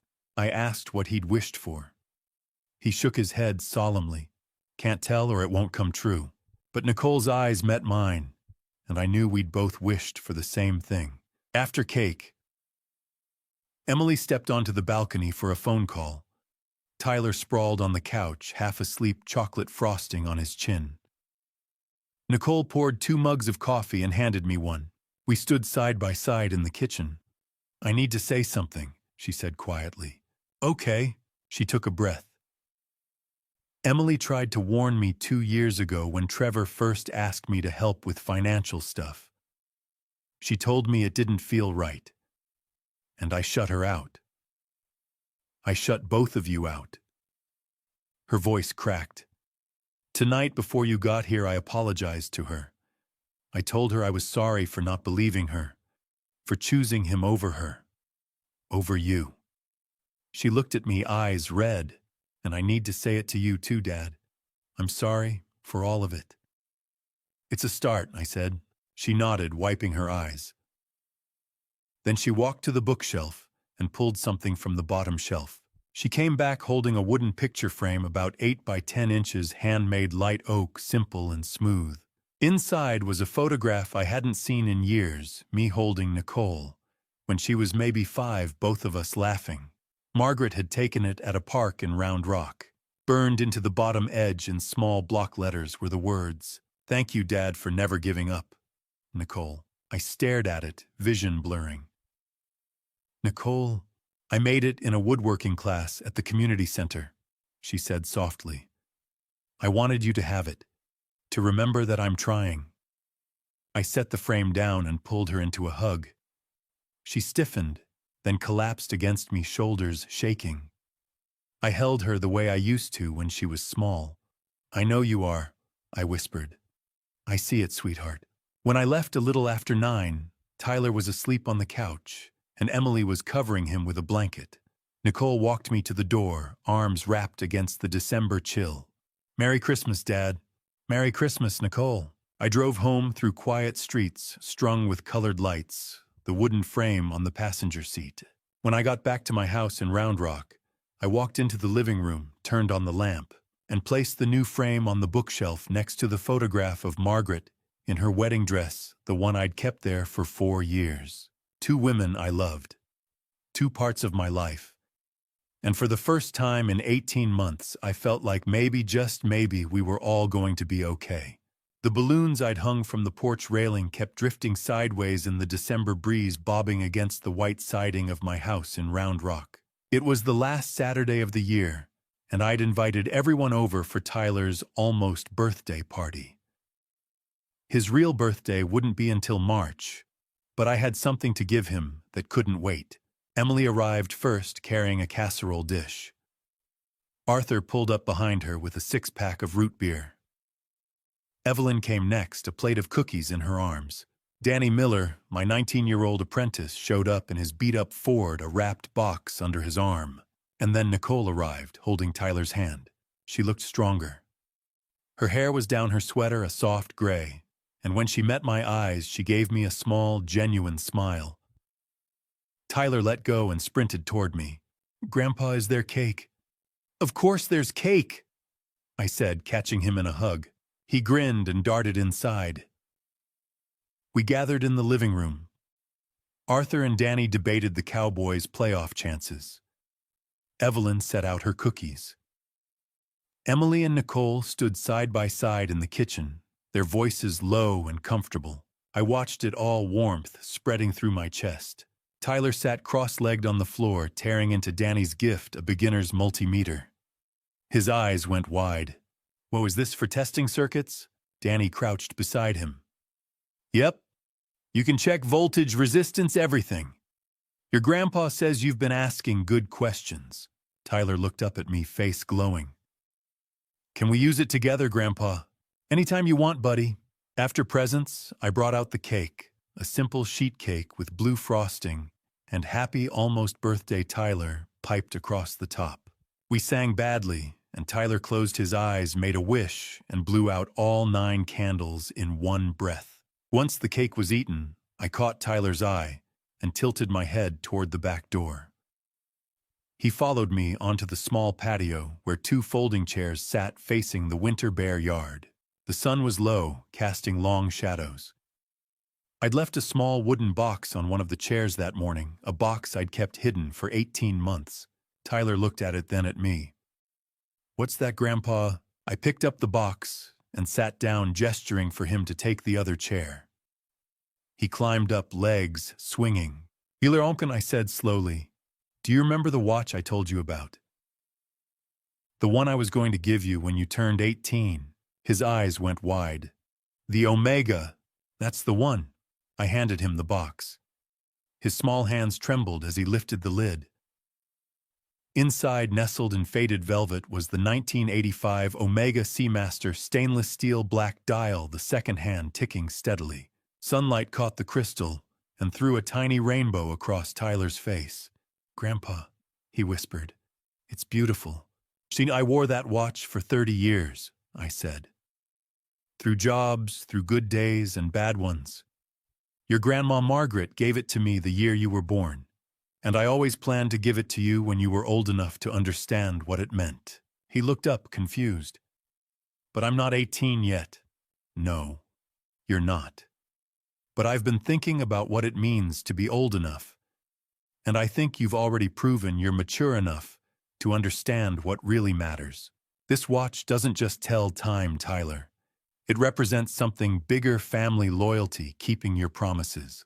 And you've shown me, especially this past year, that you already understand those things. His lip quivered. Really? Really? I lifted the watch from the box and held it out. This belongs to someone who knows how to value family, and that's you, buddy. Tyler took the watch with both hands, staring at it. Then he set it carefully on his lap, threw his arms around me, and started to cry. Not sad tears, the kind that come when something matters so much you can't hold it in. I'll keep it forever, Grandpa, he choked out. I promise, forever. I held him tight, one hand on the back of his head, and closed my eyes. Over his shoulder, through the screen door, I saw Nicole standing just inside. Her hand was pressed to her mouth, tears streaming down her face. Our eyes met. She mouthed 2 words. Thank you. I nodded. Later, after the guests had gone and the house had settled into evening quiet, Tyler sat beside me on the couch, wearing the Omega on his wrist. It was far too big for him. The band hung loose, but he refused to take it off. In his lap was a library book about electrical circuits. You, Grandpa, he said, not looking up. Yeah, bud. When I grow up, I want to be an electrician, like you. I felt something catch in my throat. Yeah. I want to help people fix things, and maybe I could work with you someday, at Brennan Electrical. I rested a hand on his shoulder. I'd like that, Tyler. I'd like that a lot. Arthur appeared from the kitchen with 2 mugs of coffee. He set one beside me and leaned close. You did the right thing, Charles, he said quietly. Margaret would be proud. You think so? I know so. He clapped me on the shoulder and headed back to the living room. After everyone had left and Tyler had finally gone to bed in the guest room, still wearing the watch, I sat alone in the darkened living room. On the bookshelf, Margaret's wedding photo sat beside the wooden frame Nicole had given me at Christmas. I reached out and touched the edge of Margaret's frame. I did it, sweetheart, I whispered. Our family is healing. The house was quiet. Outside, a car passed its headlights, sweeping briefly across the wall. I sat there a while longer, the weight of the past 18 months settling like snow, heavy but clean. For the first time in a long time, I felt like I could breathe. I stood in the small workshop at the back of Brennan Electrical, watching Danny Miller strip insulation off a length of 12-gauge wire. Outside, December, rain drummed against the metal roof. 3-phase wiring, I said, pointing to the junction box. Black, red, blue. Test twice, connect once. Danny nodded, focused. He was 19 now, steady and reliable. Brennan Electrical wasn't what it used to be. We were down to 10 employees, but every one of them was someone I trusted. Evelyn Sanders still ran the books at 62 sharp as ever. We didn't chase big contracts anymore. Just small jobs, residential work, the kind where you knew your clients by name. And I didn't work 60 hours a week anymore. 30, maybe 35. Every Saturday belonged to Tyler. Nicole had finished her accounting certificate in October. She didn't come back to Brennan Electrical. Neither of us thought that was a good idea, but Philip Hartman hired her as a junior accountant at his law firm. The pay was modest, but she was happy. I could see it in her eyes when she picked up Tyler on Sundays.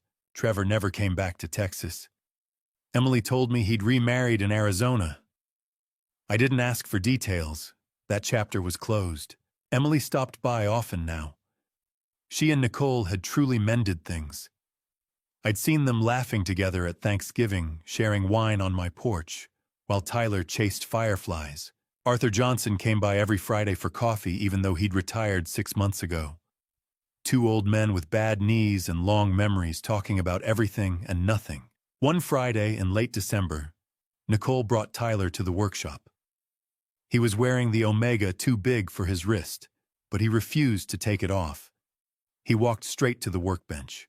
Grandpa, he said, can I learn to be an electrician with you? I looked at Nicole. She nodded, smiling. I reached into the supply cabinet and pulled out a pair of small yellow work gloves. I handed them to Tyler.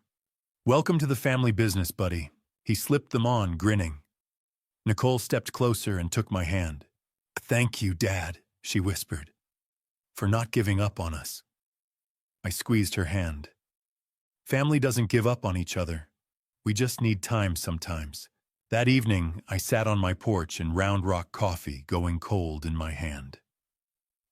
Tyler was in the yard, the omega glinting on his wrist in the fading light. Nicole sat beside me, quiet. I thought about that Father's Day morning 18 months ago. Walking away from the party, keys in hand, not looking back. I didn't regret it. It was the only decision I could have made. I'd lost 18 months. I'd lost $180,000. I'd lost trust, certainty, the comfort of thinking I knew my own daughter. But I'd found something: two boundaries: self-respect. The knowledge that forgiveness didn't mean forgetting, and love didn't mean surrender. Nicole hadn't fully earned back my trust yet. Maybe she never would, not completely. But she was trying. Every day she was trying. I thought of Margaret's letter. Forgiveness isn't for them. It's for you. She'd been right. Tyler was the reason I'd chosen mercy, not because Nicole deserved it, but because Tyler deserved a whole family. And maybe in giving him that, I'd become whole again too. Tyler looked up and waved. I waved back. The watch on his wrist caught the last sunlight, a brief flash of silver. My father had worn that watch. I'd worn it. And now Tyler would carry it forward. That was the real legacy, not the company, not the money. It was the lesson I'd learned the hardest way. Know when to walk away, and know when to come back. I took a sip of cold coffee and smiled. If you're reading this, and you're the one holding everything together, the job, the family, the weight of everyone's expectations, remember, sometimes the only way people learn your value is when you stop carrying them. You're not selfish for protecting yourself. You're teaching them the lesson that words never could. Sometimes walking away is the most loving thing you can do. Looking back on this family story, I see a man who gave everything: his time, his trust, his company, without asking if anyone valued it. Don't be like me. Don't wait until you're locked out of your own life to realize you've been invisible. This is one of those grandpa stories that taught me 3 things. First, boundaries aren't cruelty, they're survival. Second, forgiveness doesn't mean letting people walk over you again. Third, sometimes the people you love most need to lose you before they learn to love you back. God gives us free will, but He also gave us the wisdom to know when to stay and when to walk away. I believe He walked with me through those 18 months, not to change Nicole, but to change me. Every family story carries lessons, and mine isn't unique. It's for anyone carrying a weight no one else sees. If you're the one holding everything together, hear this. You're not selfish for protecting yourself. These grandpa stories exist so younger generations don't repeat our mistakes. I share these grandpa stories because the best inheritance isn't money, it's wisdom. And every family story deserves an ending where everyone finds their way home. Thank you for walking with me to the end of this journey. I'd love to hear your thoughts in the comments. What would you do if you found yourself in Charles's situation, facing betrayal from your own family? Your perspective matters, and I'm here to listen. If this story resonated with you, please consider subscribing so you won't miss the next one. A gentle reminder: while inspired by real-life dynamics and social themes, certain elements have been dramatized for storytelling purposes. If this content isn't your cup of tea, feel free to explore other videos that might suit your taste better.